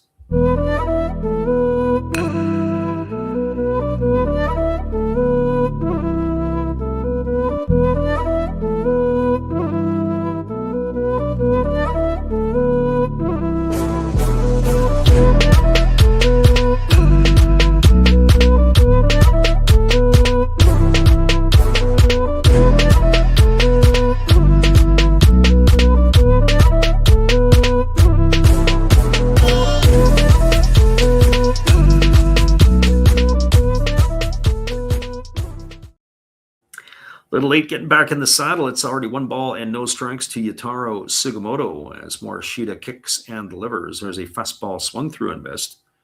Count now runs even to 1-1. I commented on this the other night when the Buffaloes were taking on Samurai Japan, how Yutaro Sugimoto really looks like he's in great shape. We saw him last year, the transformation. And here he is in the 2026 season. He looks like he is in better shape today than he was 5 years ago. Breaking ball misses down. 2 balls and 1 strike to Sugimoto. And good on him for doing it. As the bats from the right side here against Morishita, the fast pitch is a fastball swung on and lifted foul into the seats, and the count is 2 balls and 2 strikes. Right-hander Morishita ready to go again. He gets the sign from his catcher, Sakakura. And he rocks himself slowly into the motion. Here comes the offering. 2-2 on the way. Fastball swung on, chopped softly right back to the pitcher. Morishita fields it. He throws to first. That's going to be a ground out 1-3. As that'll put Sugimoto on the books for the first out of the inning. It'll bring up the catcher and Sho Fukunaga.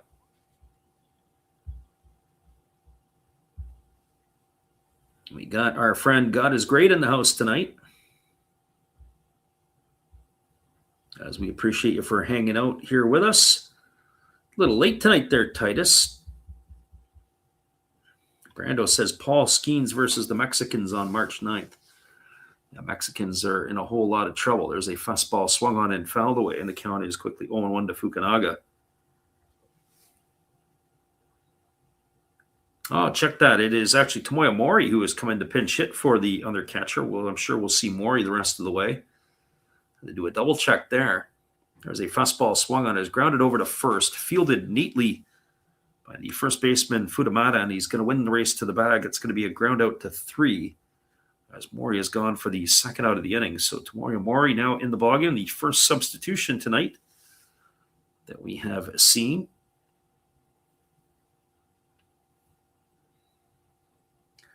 I think Mori might have wanted that swing back. I don't see Mori as the everyday catcher anymore. I think it's Kenya Wakatsuki now has that there.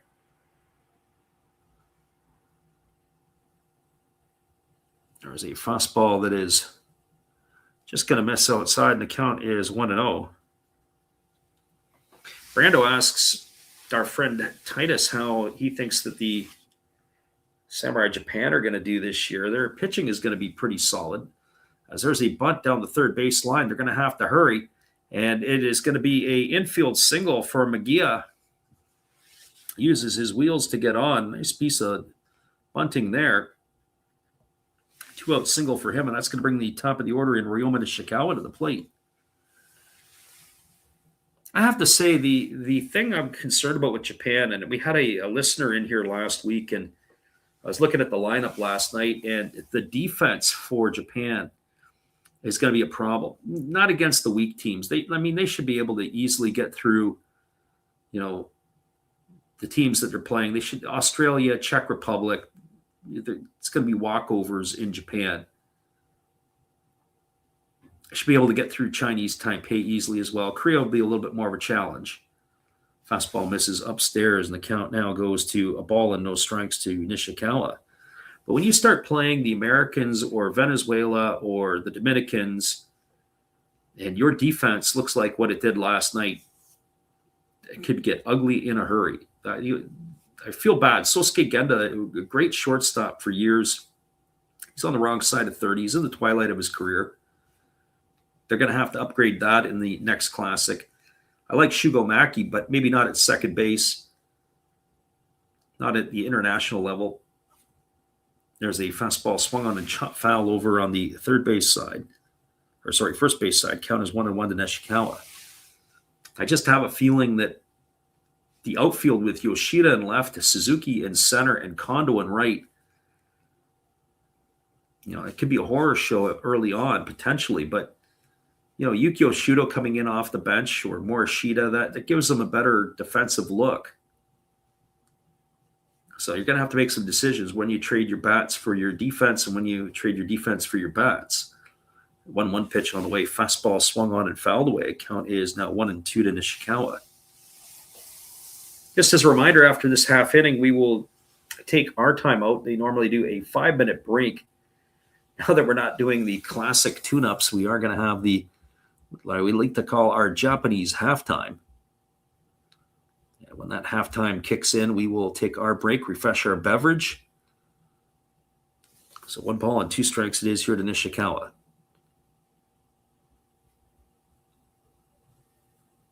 Right-hander Morishida on the hill here. He is on in relief of the starter Dakota. As he gets the sign from his catcher and he works himself into the set position, here comes the offering. Instead, he kicks and he throws over to first base, and diving back in time is the runner Magia. This would be a great spot to run.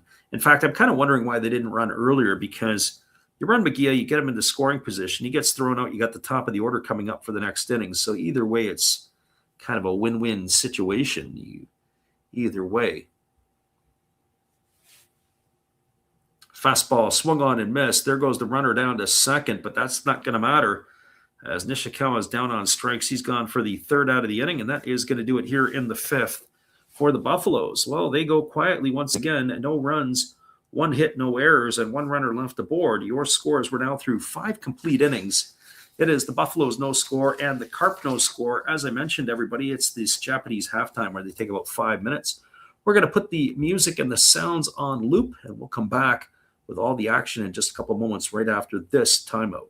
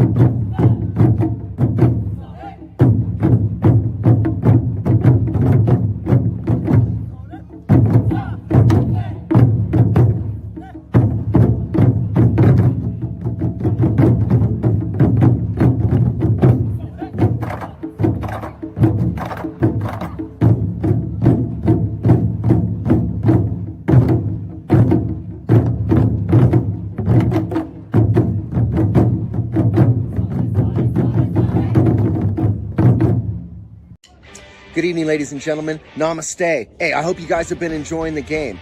My name is Hollis. I've got a YouTube channel called Another Hollis Build. I love baseball cards. I open up brand new product for you guys. I open up old stuff. I do breaks. I do auctions. All kinds of stuff concerning baseball. I'm Friars faithful, Padres to the end. I also love Garbage Pail Kids and my animals. I have a ton of animals. It's like a mini petting zoo here around my house. I also love my city. San Diego, baby. I take you all around the city and show you what's up. If you guys dig stuff like that, cruise on over and check it out. It's Another Hollis Build. If you dig it, subscribe. I'd really appreciate to have more follow me along on the journey. Hey, either way, you guys have a wonderful day or a beautiful, beautiful evening. No matter which one it is, make sure that you make it great, my friends. Big up Last Raps Baseball. Yeah, Freddie, let's go. One love and peace. Yeah, man.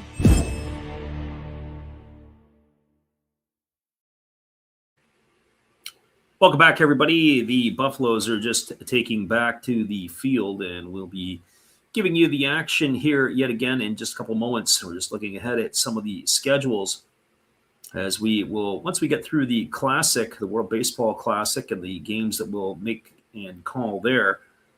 Then what we're going to do is we will cycle back to the NPB. We're going to do some games, the Fridays, Saturdays, and Sunday games before the season gets going, as we will do some of those, and then everything gets going at the end of March. 27th is the home opener, or is the opener for most of these teams. Well, we got the second tallest pitcher ever to appear in the NPB on the hill. For those of you who remember the San Francisco Giants, Sean Hajeli, well, this is him on the mound.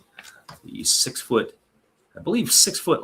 right-hander. The only other pitcher in the NPB who was taller was Loke Van Mil, the Dutchman, as he was taller than Hajeli, but Hajeli, who is making his first appearance here, it is Tomoya Mori who will be going behind the plate. There are other changes in the corner outfield. We'll have to get that for you as it's available. It looks like that the night is over for Yataro Sugimoto. We'll have to get you the information in just a few. So, Jelly, pitcher number 2 here for the Buffaloes. As we will see him go tonight. The first pitch from the big right-hander is a fastball that comes right down Broadway for a called strike. The count is 0-1. Yosuke Kikuchi.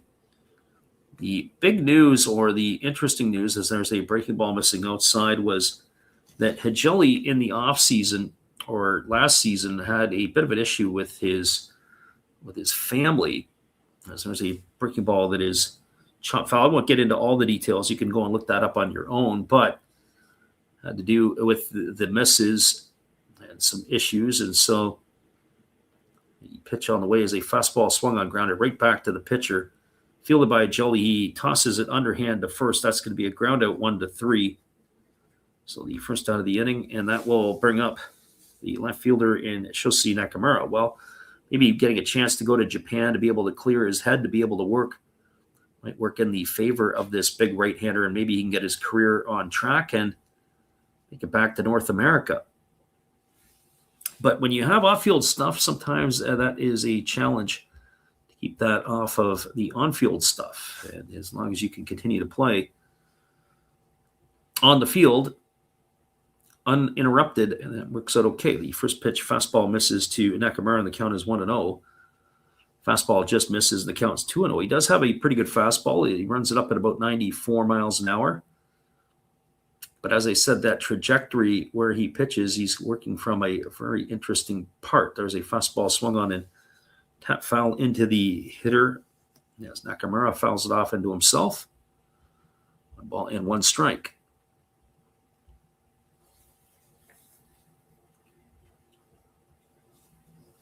Check that, 1 ball and 2 strikes. I had it at 2-1, and I'm still going to stay with that. We'll see what happens here. As the right-hander kicks and delivers, there's a breaking ball down. So it's either 3-1 or 2-2. We noticed sometimes the spring training isn't just us; it is also the scoreboard operators, the people that are doing the controls. As the pitch is on the way, there's a breaking ball swung on and missed, and that will be strike 3. So it is the scoreboard operator is correct And that is Nakamura down on strikes for the second out of the inning, and that's going to leave it up to the right fielder in Ren Hirakawa. And certainly when you have a pitcher on the hill who is of that size, I remember Chris Young was 6'10" and pitched in the big leagues. He didn't throw all that hard. I remember seeing him throw in Seattle one time a number of years ago. There's a fastball missing outside, and the count is 1-0. Chris Young was pretty good. As the 1-0 pitch coming here to Hirakawa. Fastball just misses inside. It's now 2-0, but he was only sitting about 85, 86 miles an hour at that time in his career. My Cool Hooks is still begging for the runs, but I also hate to break it to you, too, that the games are done after 9 innings tonight in the exhibition season. There's a fastball swung on. This is lifted into deep right field. This might be an answer to your question, but no, on the warning track and making the catch and hauling it in is the substitute for Sugimoto, and that is going to do it here as the Carp go quietly in order again. There was no runs, no hits, no errors, and nobody left the board. Ajelli makes it look easy here in inning number 6. Scores, we move to the bottom of the 6th inning. It is the Carp nothing and the Buffaloes nothing. We are where we started, and we'll be back in just a couple of moments with all the action and probably a few changes for you when we come back after this as well. Stay with us, everybody. It is the Last Raps Baseball YouTube channel when we return in just a bit.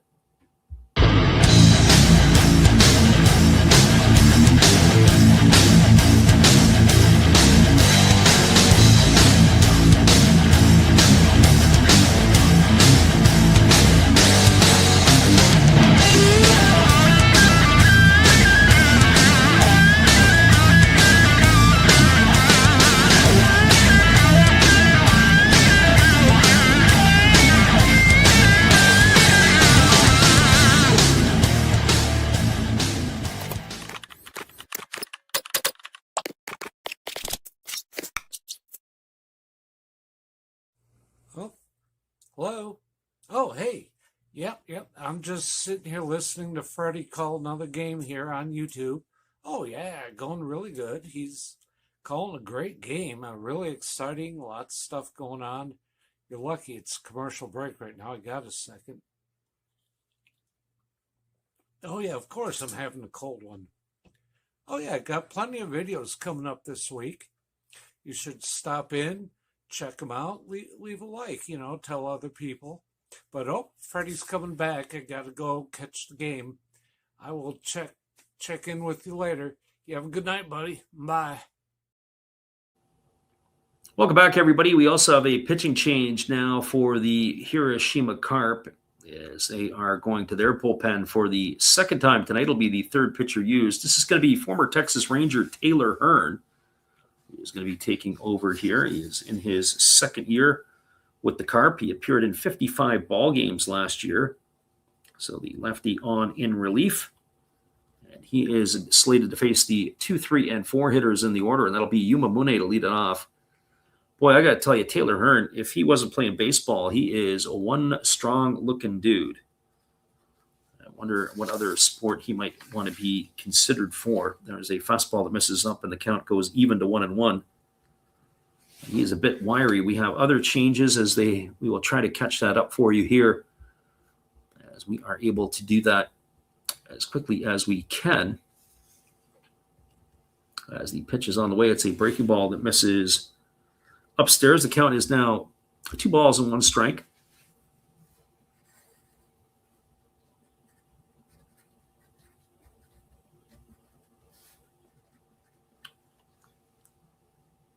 The lefty Hearn kicks and delivers. There's a fastball swung through and missed. It's now 2-2 to Mune. So 2 balls and 2 strikes. Looks like we have a new second baseman, as it is going to be Keisuke Sato, as he replaces Kikuchi, who was a busy man tonight. Fastball misses up. They appeal over to third, and they say Mune didn't go, and that's going to run the count full. So Keisuke Sato, the new second baseman. And spelling the end of the night for Kikuchi. Kikuchi, at one stretch there, he was involved in like 5 of the first 7 outs. 3-2 on the way. Fastball just misses down. It's going to be ball 4. And, for some of our audience and listen, there's often talk about how the American players, the Latin players, how they get squeezed. That pitch there, that probably, if it's a Japanese pitcher on the mound, he probably gets the call. If it's a American on the mound or a Latin player, you're not getting that call, and that's exactly what we saw right there, as Mune is aboard with a base on balls. This is going to bring Kaita Nakagawa to the plate. And for him, Nakagawa tonight is officially 0 for 2. He's flown out and he's grounded out. Pitch on the way. Fastball swung on and popped foul into the seats over on the first base side of home plate. Count is 0-1. And I got to tell you, it is for real. You see that quite a bit as the players definitely feel it as well over there. You can ask a couple of the former players. I'm sure Trevor Bauer would be able to chime in on something like that. As the 0-1 pitch is forthcoming, Hearn kicks and delivers. Breaking ball taken for a called strike, and the count now goes to 0-2.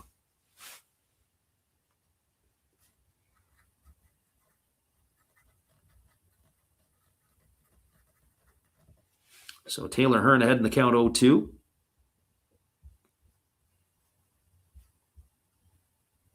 As the lefty works himself to the belt, here comes the pitch.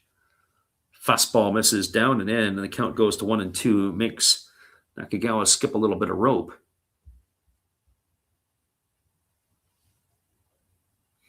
My friend Mike Cool Hook says they never score any runs. Wherever in the NPB, you're better off taking the under than you are the over. Not a lot of runs are scored. I would say typically your over-unders are about 5.5 or 6.5, and stay toward the under than you would be the over more often than not. Here's the 1-2 pitch. Hearn delivers. Fastball misses outside. It's now 2-2 to Nakagawa. If you're taking the over, you probably want to get a pretty good sweetener on something like that. Or depending on who the tin can is going to be rolled out. So 2 balls and 2 strikes. As the lefty again works to the set. Here comes the pitch. Kicks and delivers. Breaking ball swung on and lifted foul into the seats over on the first baseline, and the count remains at 2-2 to Nakagawa. Taylor Hearn with a split finger pitch. That's something that you don't see, or I don't see in North America. Can you name me anybody in Major League Baseball who is a left-handed pitcher who throws a split finger pitch with regularity? Oh, wait, I can give you guys time to research that. But in the Japanese league, they do. There's a fastball swung on. It's grounded over to third. They go to second for 1, back to first. And that is going to be a double play. It's going to go in the books as a 5-4-3 double play. So that erases any threat that the Buffaloes would have. Nice job there by Hearn to get the ball pounded into the ground. As Mune was erased for the first out at second. Nakagawa on the trail side, and that brings Rio Oda to the plate. My Cool Hook says, yeah, generally lower scoring. And one of the things, too, is that, the Buffaloes won a couple of nights ago, beating Samurai Japan. It was a full house. The way the game ended, they threw out the runner at the plate, the tying run that was trying to score. It walked off. It had the feeling of a Japan series walk-off victory. Breaking ball misses down and away, and the count's 1-0 to Oda. Yesterday, they played the Koreans in the daytime, and they lost, and it was like hardly anybody in the stands. And of course, today they're playing the Carp, and what a way to kind of end it. There's a breaking ball taken for a called strike, and the count is 1-1 to Oda.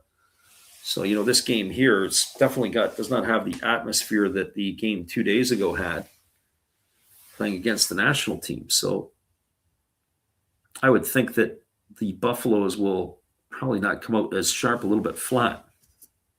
Fastball swung on and missed. Count now 1-2 to Oda.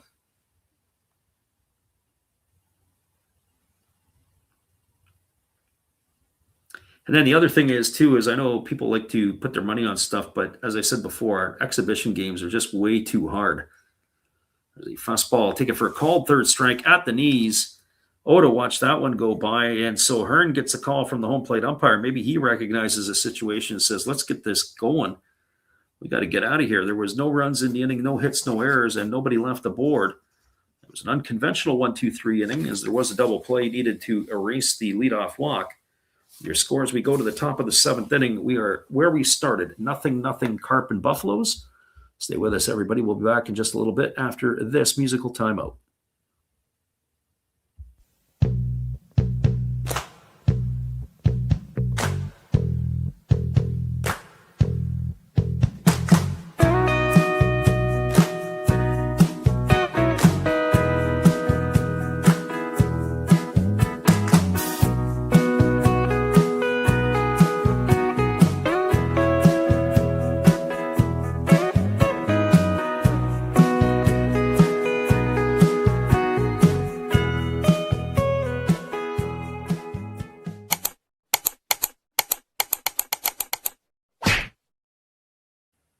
Your score as we move to the top of the 7th inning, it is Carp 0, Buffaloes 0. We'll be right back after this.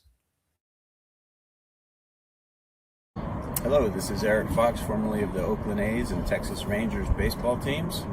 If you want to learn about Japanese baseball, see Coach Fred of Last Raps Baseball. If you want baseball instruction, see Coach Fred. If you want to learn about golf, do not go to Coach Fred. Fred, what kind of club is this? At Last Raps Baseball, we know baseball. Welcome back, everybody. As we return to the action, it is still going to be the right-hander Sean Hajeli on the mound here for the Buffaloes. He's going to be slated to face the middle part of the batting order in Tai Sasaki, Shogo Akiyama, and Yuta Watanabe.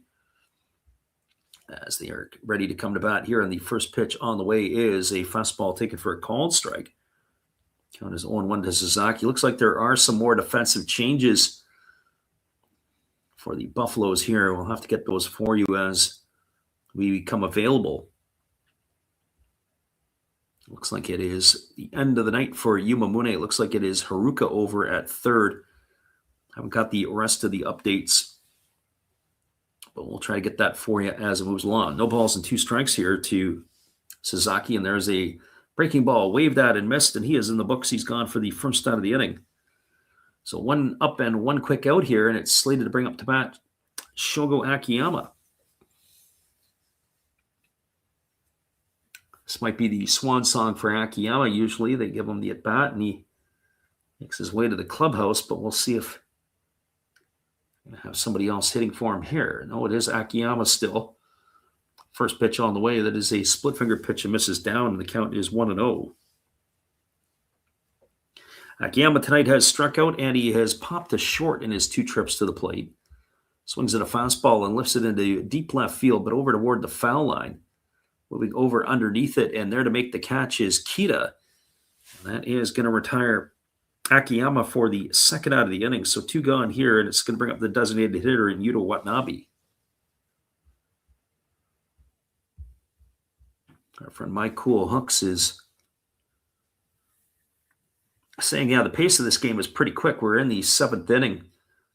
I don't think we're going to get it under 2 hours, but it's going to be close. First pitch, breaking ball, misses low, according to the home plate umpire. Count is 1-0 to Watanabe.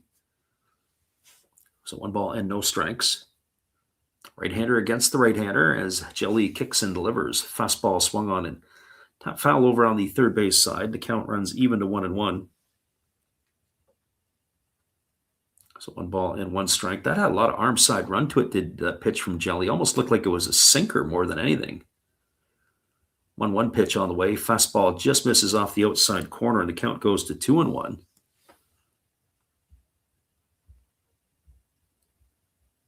So 2 balls and a strike. Right-hander rocking into the windup and delivers again. Fastball swung on, grounded softly over to short. Fielding it on the run is Kirbiashi. He fires to first, and that is going to retire Watanabe. Ground out 6-3 to end the inning, and that will do it here for the Carp in their half of the 7th. They go quietly in order. No runs, no hits, no errors. Nobody left aboard. We are now moving to the bottom half of the 7th inning. It is still 0-0, and we are going to give you our version of Take Me Out to the Ball Game, a Japanese style. Somebody warm up the bat, says Brandon Jensen. Well, maybe we'll get the heater going and we'll come back after this and see what happens. Hang tight, everybody. We'll be right back.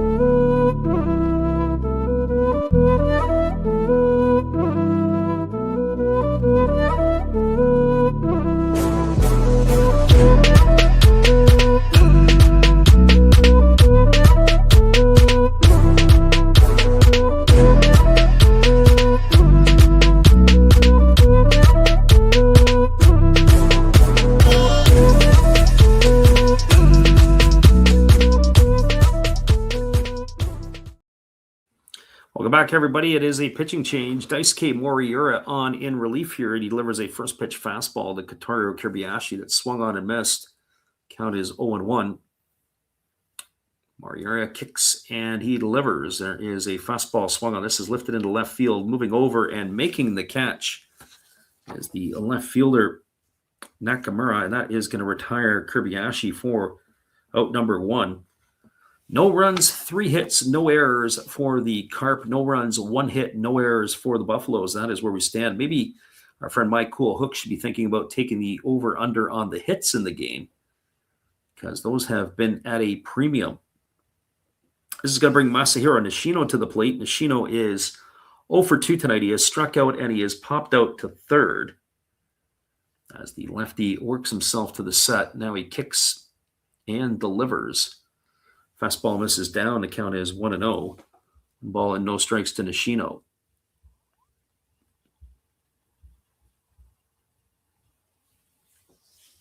And check that. It's actually Bob Seymour who is in the pinch hit here. I didn't note that. So Bob Seymour at the plate. The pitch on the way is a fastball. It's taken at the knees for a called strike. The count is 1-1. Seymour, who was with the Tampa Bay Rays last year, big burly left-handed hitter. Strong fella at the plate, waggling the bat as the 1-1 pitch on the way. There's a really weird breaking ball that misses up and away. Just the way it came out of the hands of Moriura. Looked very, very strange. 2 balls and 1 strike. Certainly Bob Seymour getting a chance to play in the Japanese league facing left-handed pitchers. And we know in Japan that the Japanese don't shy away from rolling the left-handed bats out against the left-handed arms as the 2-1 pitch is on its way. Fastball misses down. It's now 3-1. 3 balls and a strike.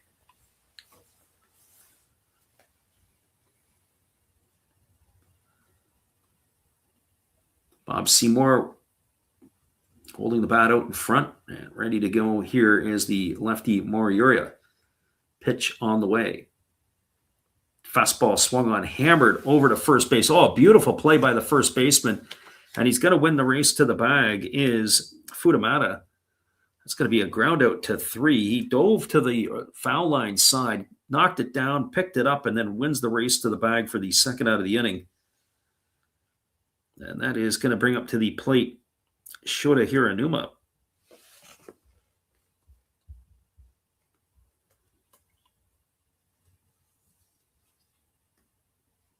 So Hiroshima making his first at bat here this evening, as he had come on for a defensive replacement for Yataro Sugimoto. Another left-handed stick. Nothing like welcoming the left-handed bats with a lefty arm. As Moriura kicks and delivers. Fastball taken at the knees for called strike, and the count is 0-1. So no balls and 1 strike. As we mentioned, there were changes around and about. We haven't knocked them all off yet, especially because of where they were in the batting order. They made some double switches. That was the part I wasn't 100% sure about. Pitch is on the way. Breaking ball swung on and fouled off into the catcher, and the count now goes to 1 ball and 2 strikes to Shota Hiranuma.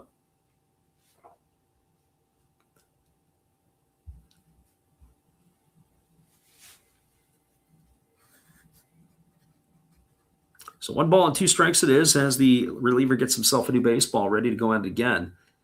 Hiranuma waggling the bat, the 1-2 pitch on the way. 2 gone here in the 7th. Moriura delivers. Fastball just misses off the outside corner. Oh, he was bouncing off the plate, ready to head to the dugout. But no, sir, says the home plate umpire. Come on back, we'll do it again.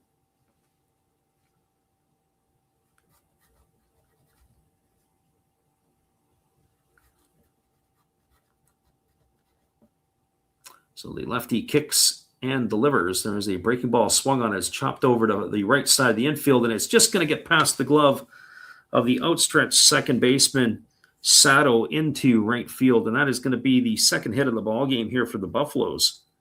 So a single here for Hiranuma, and that'll bring up, or slated to bring up the catcher in Tomoya Mori.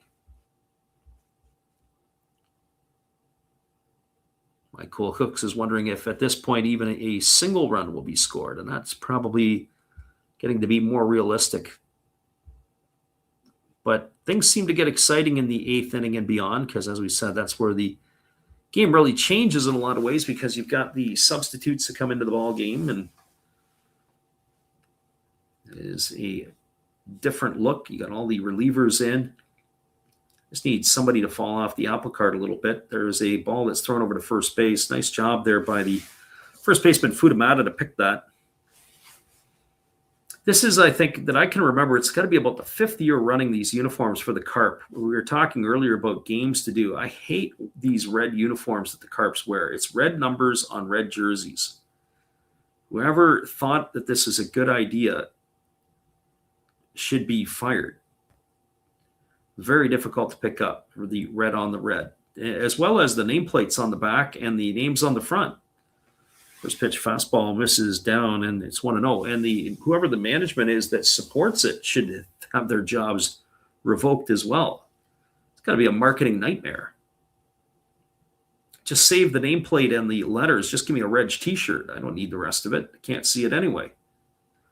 Pitch on the way. It's a fastball missing down, and the count's now 2-0 to Tomoya Mori. Mori, not quite the dangerous hitter that he was a couple of seasons ago. He's lost his step a little bit. So 2 balls and no strikes.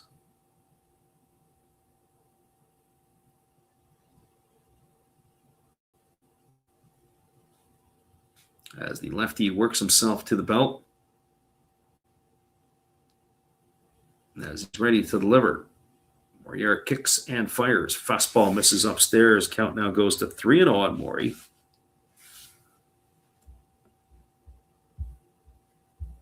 I was catching up on some of the players that were coming into the game. It is Magia who is still waiting on deck. And it was interesting because Magia was the one who broke up the no-hitter. He was the one with the bunt in the 5th inning. Sure, if that was a couple innings later, he might have got a fastball in his ear. Here's the 3-0. Breaking ball. That's dropping in for a called strike. Oh, that was a nice pitch by Moriura. So 3 balls and a strike.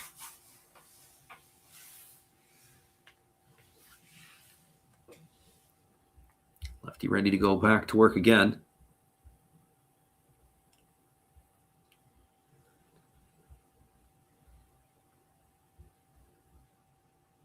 As he holds to the set, here's the 3-1 on its way. Fastball misses outside. It's going to be ball 4, and that's going to get Mori a walk. That's going to put runners at first and second with 2 gone. It's going to bring Isuke Mugia to the plate. So the Buffaloes threatening here in the bottom of the 7th is also going to bring the catcher out to the mound, and they're going to have a full-on conference. I'll talk this over here with 2 out. They just got to be able to settle things down, get it under control. If you are a fan of the Carp.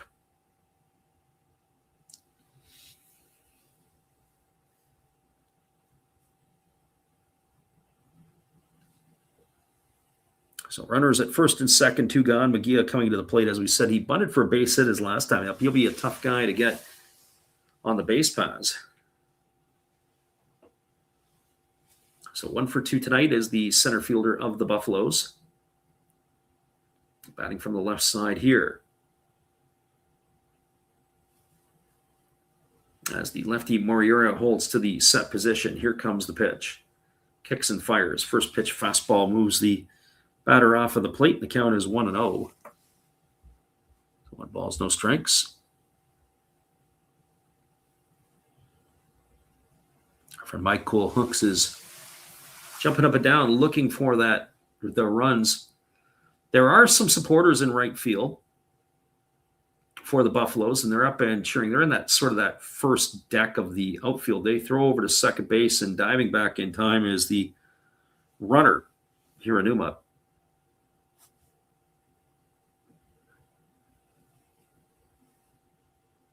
So 1 ball and no strikes.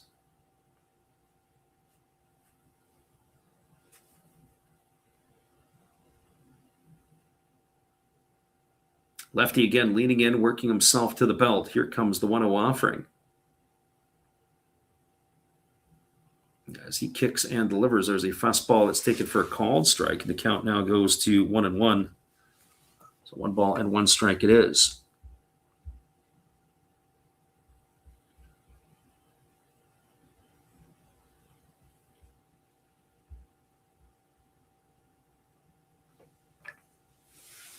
So again, the lefty leaning in, getting the sign. Moriuri works himself to the belt, now to the chest. Here comes the 1-1 pitch.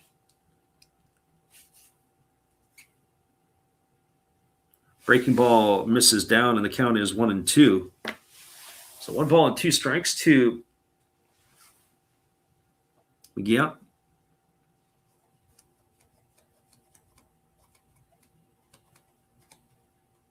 I say Mugia because it's Mugatani on the back of the jersey. So I'm just not sure when I want to believe here. If I'm probably going to believe something, it'll be the back of the jersey. So Mugatani is where it is at. So we'll have to make our notes accordingly.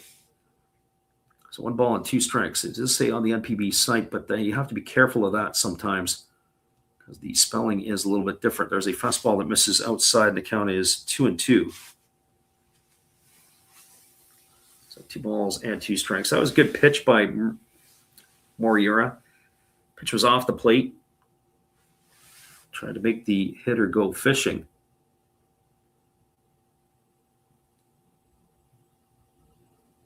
So 2 balls and 2 strikes as he stands in, waiting here on the offering. Lefty holds to the set. Here's the 2-2.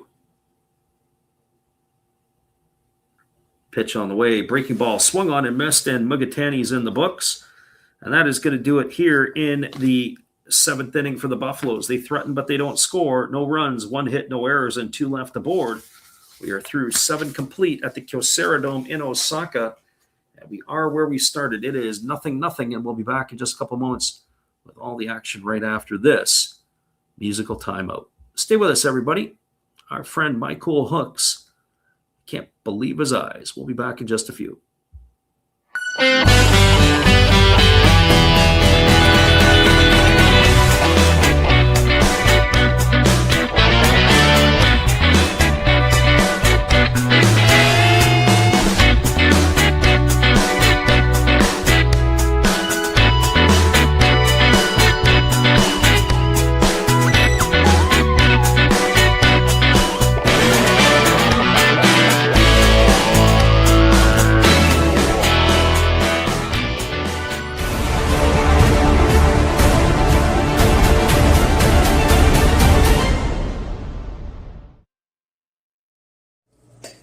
Steve here from outside his refrigerator that a lot of you like so much.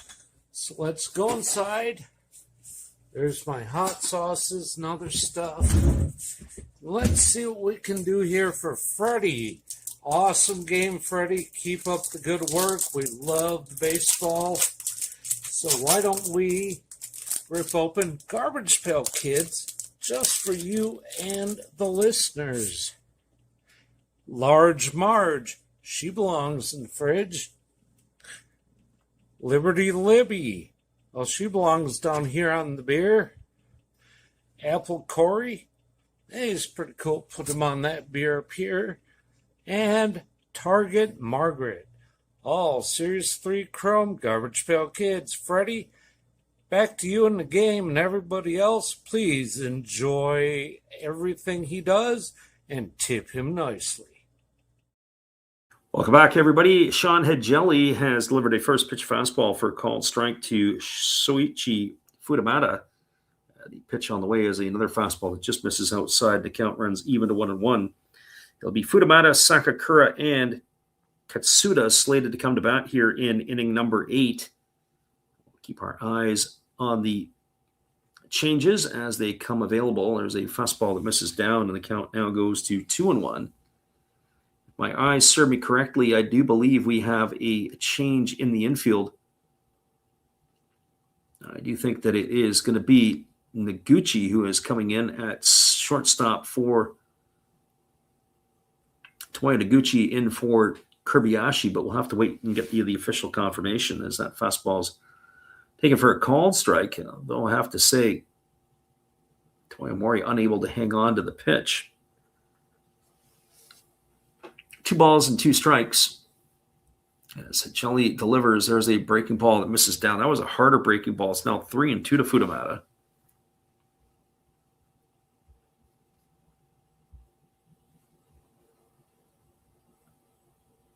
Friend My Cool Hook says if it hits, we get a tip. Don't think it. Don't think that. There's a fastball swung on and missed.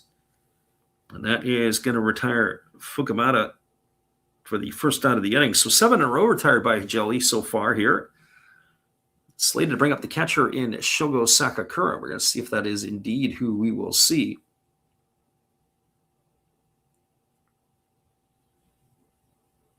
As the right-hander Jelly ready to go. The first pitch on the way. Fastball just misses down for ball 1. Sakakura tonight is 0 for 2. He has flown out to center and struck out in his 2 trips. As the right-hander delivers, it's a fastball swung on, is belted into deep left center field. And this ball is going to get down and it's going to get off the wall. Rounding first and heading to second as that ball is going to be retrieved by Mugatani. He fires it back into the infield, and Sakakura has got himself a double here with 1 gone. So our friend My Cool Hooks might have something brewing. Well, the fact of the matter is that Sakakura had a really good swing his first time up. He hit it to deep right center field. Mugatani had run the ball down. This time there was just too much real estate to have to track it down. So he's had some pretty good swings tonight. And I believe that's the second extra base hit by the Carp. The first one was a double in the first inning by off the bat of Tai Suzaki. And so this is going to bring to the plate Nora Katsuda. And the pitch to him, he squares the bunt, and it's a fastball that's taken upstairs for a ball. So 1 ball and no strikes.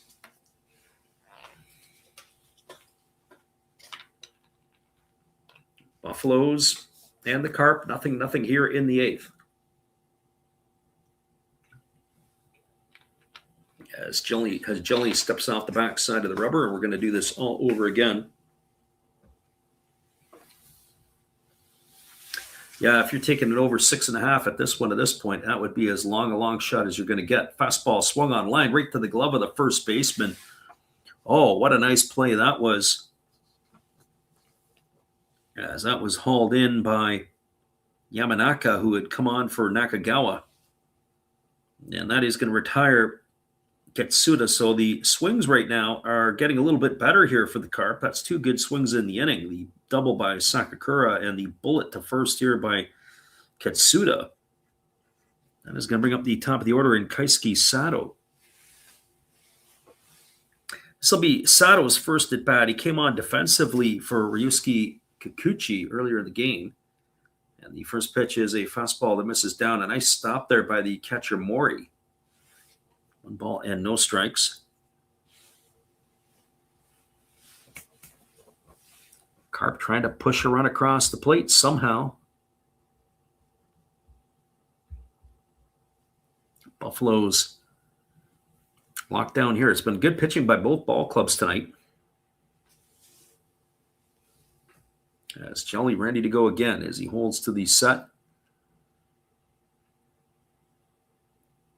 And here's the pitch. It is a breaking ball down. They appeal over to the third base umpire, and up goes the right hand as they say that Sato had gone around. So the count now even at 1-1. Sato 3 for 13 in the spring.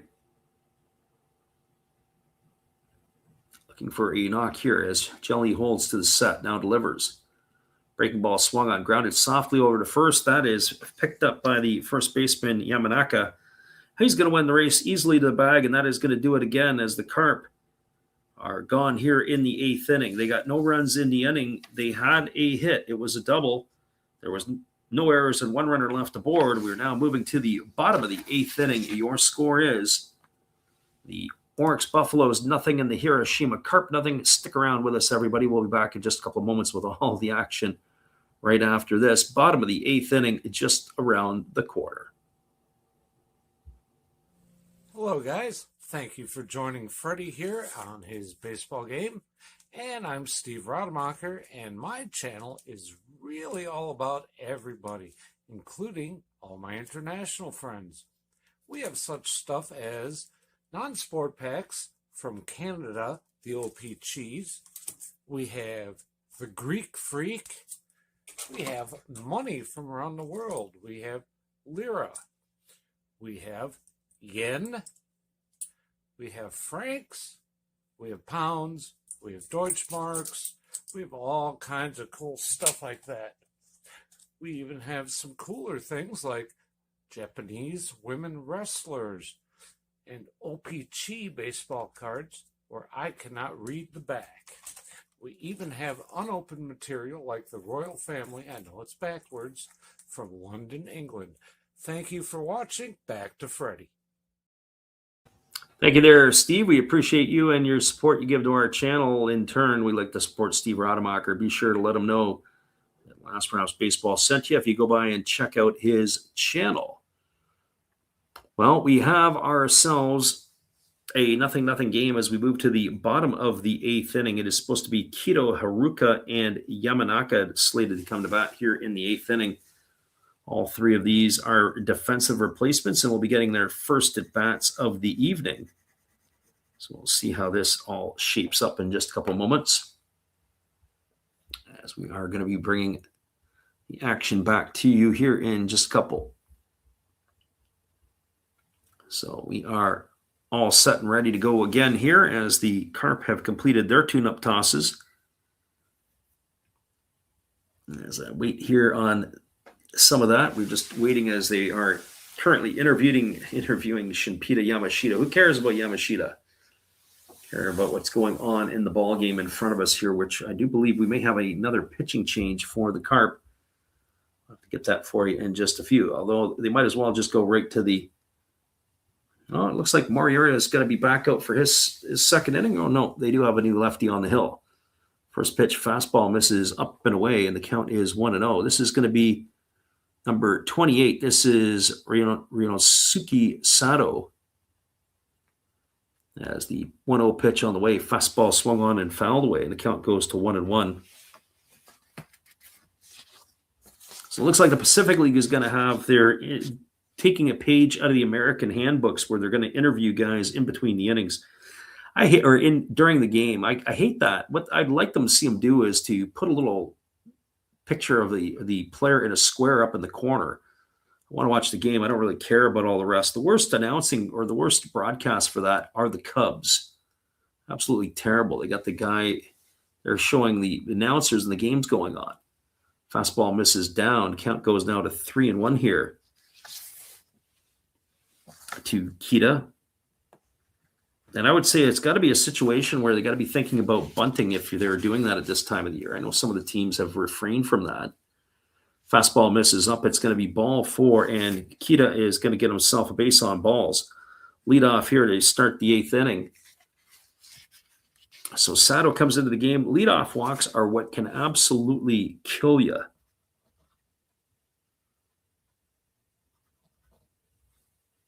And that is going to put Kita aboard, and he can run well. And it's going to bring Taisi Haruka to the plate. Haruka had a decent year, productive year for the Buffaloes last year. He is in at third base. He can play the outfield positions as well. He moves around the field. He's got some flexibility. Well, he has got the bunt sign as they throw over to first base, and getting back easily is the runner.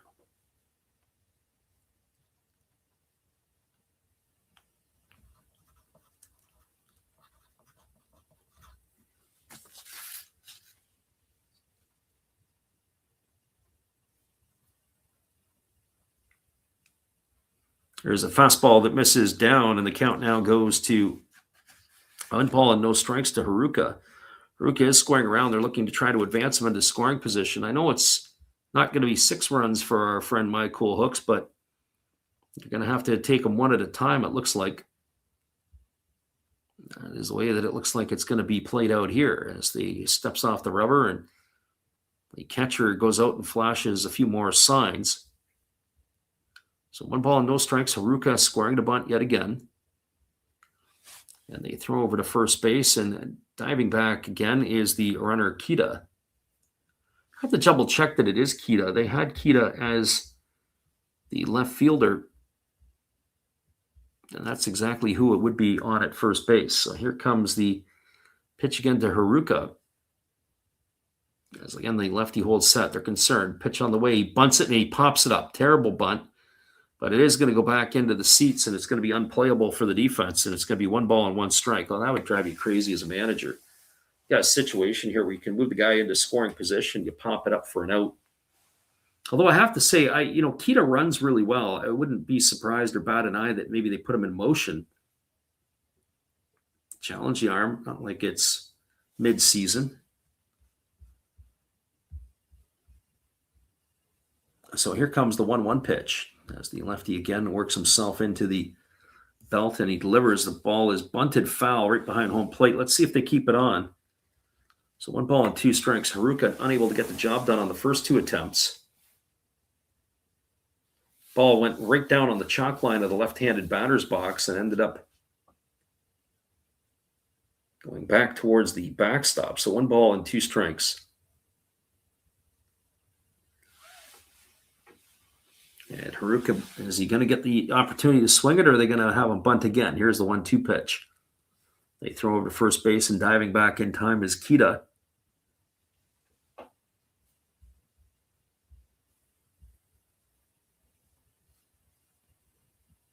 Haruka steps out. He gets the signs from the coach over in the third base coach's box. Steps back in and settles in. No sign of the bunt now as the pitch ready to come. And it is a fastball swung on, and that's one way to help the cause. He grounds it through the 4-hole into right field. And that is going to be a base hit here. So you got runners at first and second. Haruka unable to get the bunt down, but hey, coach, I'll pick myself up for you. I'll get yourself a base knock here. Now it's going to put runners at first and second, and it's going to bring Ryoma Yamanaka to the plate. That was actually a really good piece of hitting by Haruka. He stayed inside the ball, went the other way, got it on the ground through the 4-hole.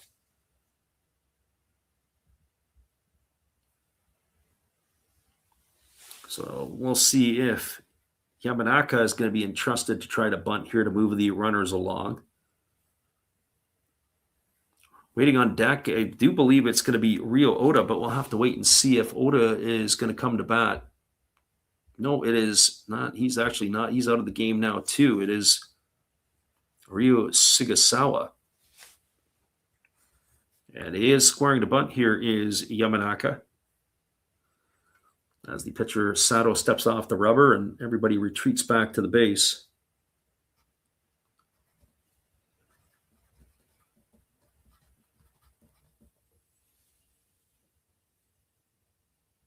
So Yamanaka steps in. He's ready to go again as the pitcher Sato sizes up the situation.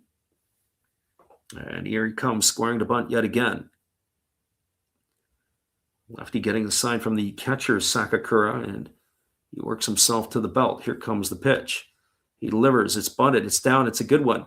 They feel that the only play is going to be to first, and that is going to advance the runners over into scoring position. A nice bunt there by Yamanaka. He gets the job done.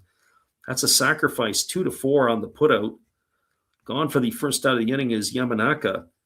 That's going to put runners at second and third, and it is going to bring Ryo Sugasawa to the plate. It's going to be Sugasawa's first at bat tonight. So we'll see what plays out here. Maybe we can keep our eyes open for the squeeze here. Our friend Mike Coolhook says he needs some runs. He's got to drive them home. Well, going to need more than just the one. That is for certain. So Sugasawa stepping up to the dish. 25-year-old batting from the left side. Sugasawa was the fourth pick in the 2022 draft. This is his fourth season in a limited role with the Buffaloes. Soon to be, he's 25 years old. Pitch on the way, fastball just misses down for a ball, and the count is 1-0. A career 128 hitter. He's only got 39 NPB at bats. 5 for 39. He does have one extra base hit. So 1 ball and no strikes here. The infield for the Carp is in. They're looking to cut it down. The outfield is also shallow too. Deep fly ball would have to be able to get the run in. Here's the pitch. That's a fastball swung on it. Is lifted into deep left center field. This ball could be trouble. This ball is going to get down, and it's going to get all the way into the wall. And 1 run is in, and 2 runs are in. And our good friend Michael Hooks is going to pump a fist as Sugasawa is going to leg out a triple here, driving in a pair to give the Buffaloes a 2-0 lead. They were playing with fire with the Carp. The last couple innings, the Buffaloes have had runners and stranded runners on base, and now they have delivered here in the 8th inning. And so that is where that is. It is going to bring up to the plate. They still have it listed on the NPB scorecard as Kirby-Ashi, but I believe it is Tomoya Noguchi, who is going to be coming to the plate here.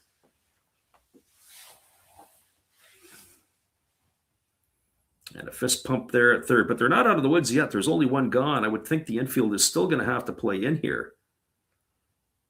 Got to cut another run off because scoring's been at a premium here tonight. Left-handed stick at the plate definitely is not Kirby-Ashi. Pitch on the way. First pitch fastball swung on and missed, and the count is 1-1. It is Tomoya Noguchi, as I anticipated.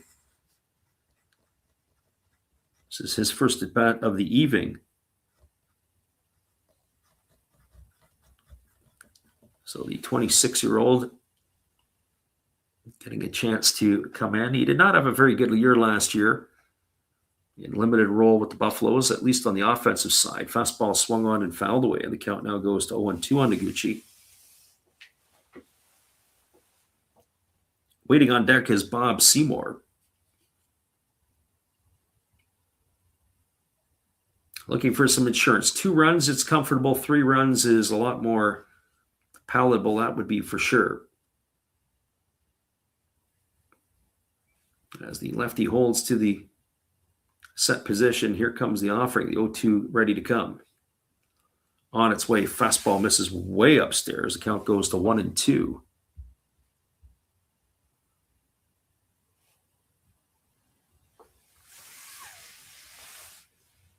So 1 ball and 2 strikes here to Noguchi.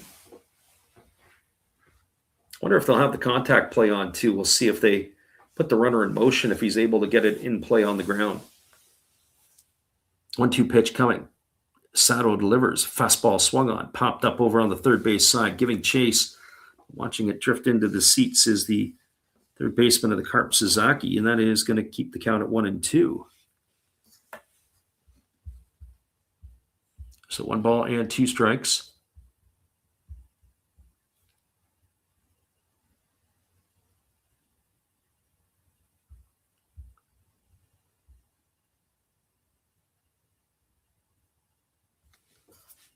Again, the left-hander Sato getting the sign from his catcher Sakakura, but now he's going to step off the backside of the rubber, and we're going to cycle through the signage all over again. 1-2 pitch ready to come. They got to get this right, do the Carp, or it can get out of hand quickly. Pitch on the way, fastball. Ooh, just misses down and away.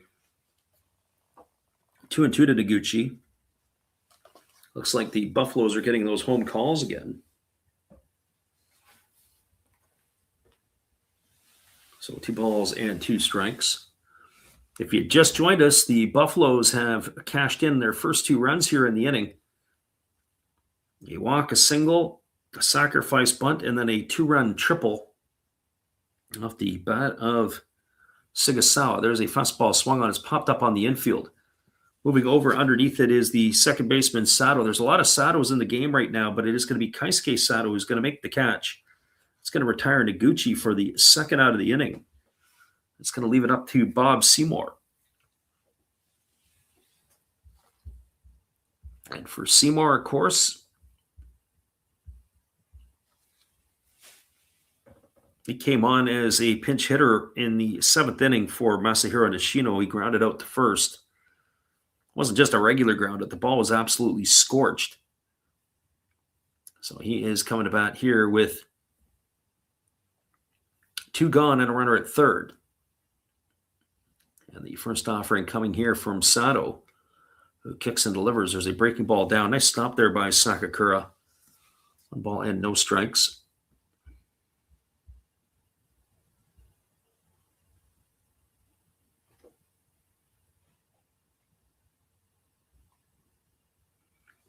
Two nothing Buffaloes, bottom of the 8th inning, as they are hunting for more. The other games out of town, the ones that are still going, 2-0, or sorry, obviously 3-1 for the Swallows over the Hawks. It's in the bottom of the 8th inning. Fastball misses up and into Seymour, counts 2-0. 1-0 for the Fighters over the Lions. That's in the top of the 7th inning. That is in Hokkaido. Those games went off at the similar start time to this one. This game's had a good clip to it. We'll see. It looks like, by all accounts, it looks like Sean Jelly will probably be coming back in for another inning, but he's had to sit there for a while now. Here comes the 2-0 pitch. Fastball swung on and missed. Although he's not throwing in front of the dugout, so maybe Jelly, maybe he won't be coming back in. So 2 balls and a strike. I'm not sure what Seymour was swinging at. That pitch was up at his eyeballs inside. He was antsy, wanting to try to put that ball in play. It would have been 3-0. Well, the big fella here waiting on the offering from the lefty Sato, who delivers. Fastball misses down and in. It's now 3-1. So 3 balls and a strike.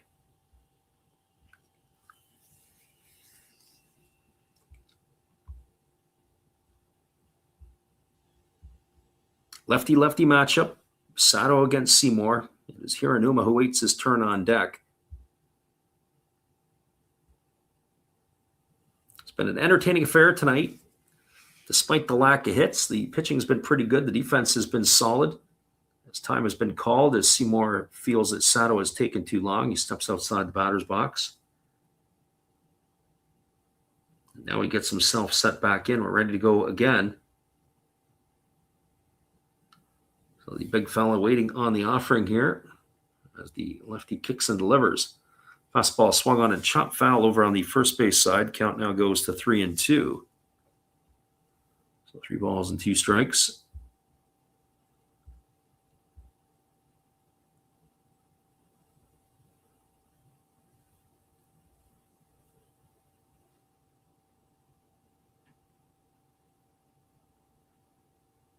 Crowd for the Buffaloes in that second deck are making their noise.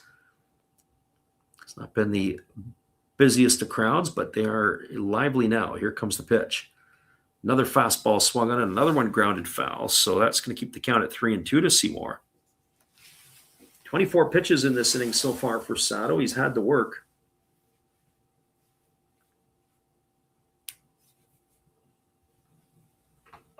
So 3 balls and 2 strikes. At one time, we were thinking maybe this game could be close to 2 hours that would be done. Boy, did it ever slow down here in the last couple innings. But not for the bad reasons, for good reasons. There's a fastball swung on. This is lifted into left field, racing in and making the catch on the run. That is Nakamura, who's going to put it away, and Seymour is going to be retired for the 3rd out of the inning, and that will do it here for the Buffaloes in their half of the 8th. But they draw first blood. 2 runs in the inning on the benefit of 2 hits. There was no errors, and there was a runner left aboard. So we're to the top of the 9th inning. Your score is the Orix Buffaloes 2 and the Hiroshima Carp no score. Stick around, everybody. The Carp got 1 crack to try to bring it home. Looks like we are going to see a reliever coming in. We'll be back in just a couple moments after this.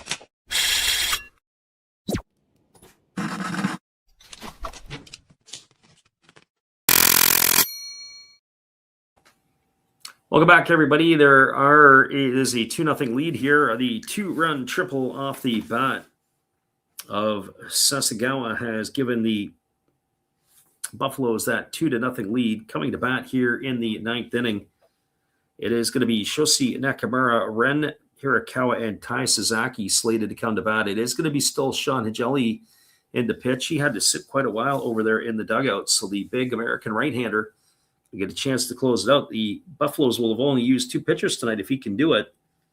First 5 was Shinpita Yamashita, and the back 4 here potentially for Higeli. At least the last 3 have been in his name. So that is where we stand. After this game is done, we will give you the rundown of it, and we will let you know everything there. The first pitch breaking ball is taken for a called strike. The count is 0-1 to Nakamura. So no balls, 1 strike. The right-hander Jelly delivers again. Fastball that bounces up to the plate. The count goes to 1-1. So 1 ball and 1 strike. A couple of more changes in the outfield, although I have to tell you that I'm going to have to try to get that a little later. There's a breaking ball swung on and missed. 1-2 now here to Nakamura. Pitch on the way. Fastball swung on. Grounded foul on the 3rd base side.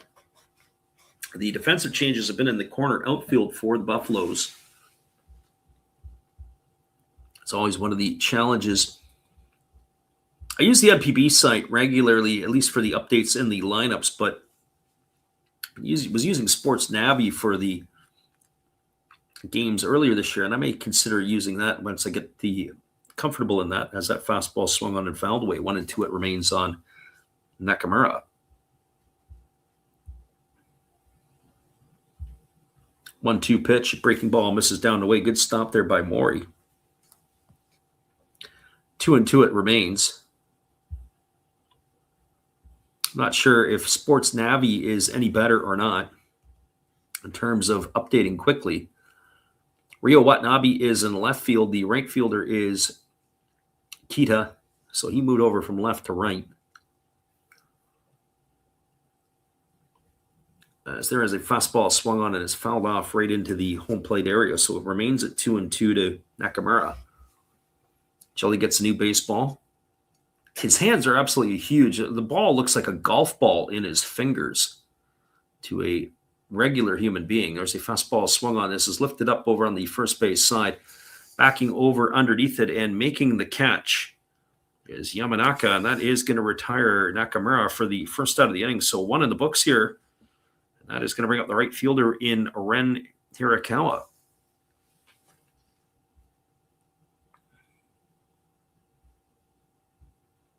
As Hirakawa steps in, he taps both sides of the plate. He is officially 1 for 3 tonight. He singled back in the first. First pitch fastball dropped by Morey. The count is 1-0. He lined to the shortstop and he flew to right in his other 2 trips.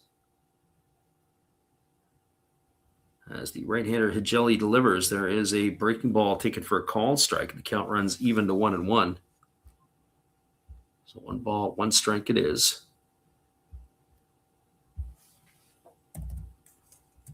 Right-hander kicks and fires. There's a fastball. This is down. It is now 2-1. So 2 balls and a strike.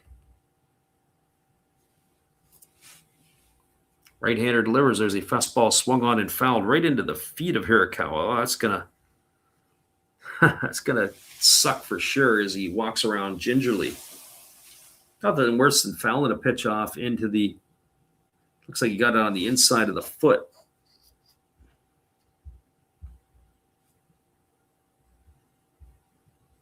As the pitch on the way, it is a breaking ball down. He waves at it. Morey picks it up. He throws to first. That's going to go as a strikeout, 2-3 on the putout for the second out of the inning. And that is going to bring up the third baseman in Tai Suzaki.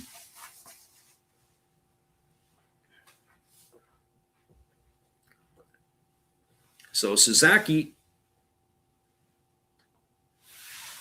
as he strides to the plate, he is officially 1 for 3 tonight. He's got a double in 3 trips. First pitch on the way, fastball catches the outside corner, and the count is quickly 0-1. Suzaki batting from the right side. Pitch on the way, it's a fastball. It just misses a little low, and the count runs even to 1-1. So 1 ball and 1 strike.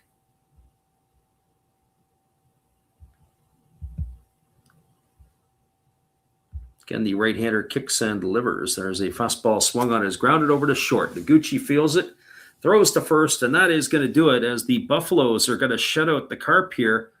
Your final score is the Orix Buffaloes 2 and the Hiroshima Carp no score. Once again, everybody, we thank you all for listening to us tonight. We're going to come back after this, and we'll wrap it up for you here in just a couple moments. Our friend My Cool Hook says he'll take my advice and take the unders in the future. Maybe you want to mark that for sure. And let me know what your percentages work out to be. But I would say more often than not, it is going to be under rather than over in the NPB. Hang tight, everybody. We'll be right back to wrap it all up for you in just a couple of moments right after this musical timeout.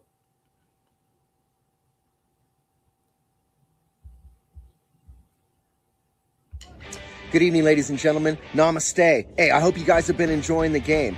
My name is Hollis. I've got a YouTube channel called Another Hollis Build. I love baseball cards. I open up brand new product for you guys. I open up old stuff. I do breaks. I do auctions. All kinds of stuff concerning baseball. I'm Friars faithful, Padres to the end. I also love Garbage Pail Kids and my animals. I have a ton of animals. It's like a mini petting zoo here around my house. I also love my city. San Diego, baby. I'll take you all around the city and show you what's up. If you guys dig stuff like that, cruise on over and check it out. It's Another Hollis Build. If you dig it, subscribe. I'd really appreciate to have more follow me along on the journey. Hey, either way, you guys have a wonderful day or a beautiful, beautiful evening. No matter which one it is, make sure that you make it great, my friends. Big up Last Raps Baseball. Yeah, Freddie, let's go. One love and peace. Yeah, man.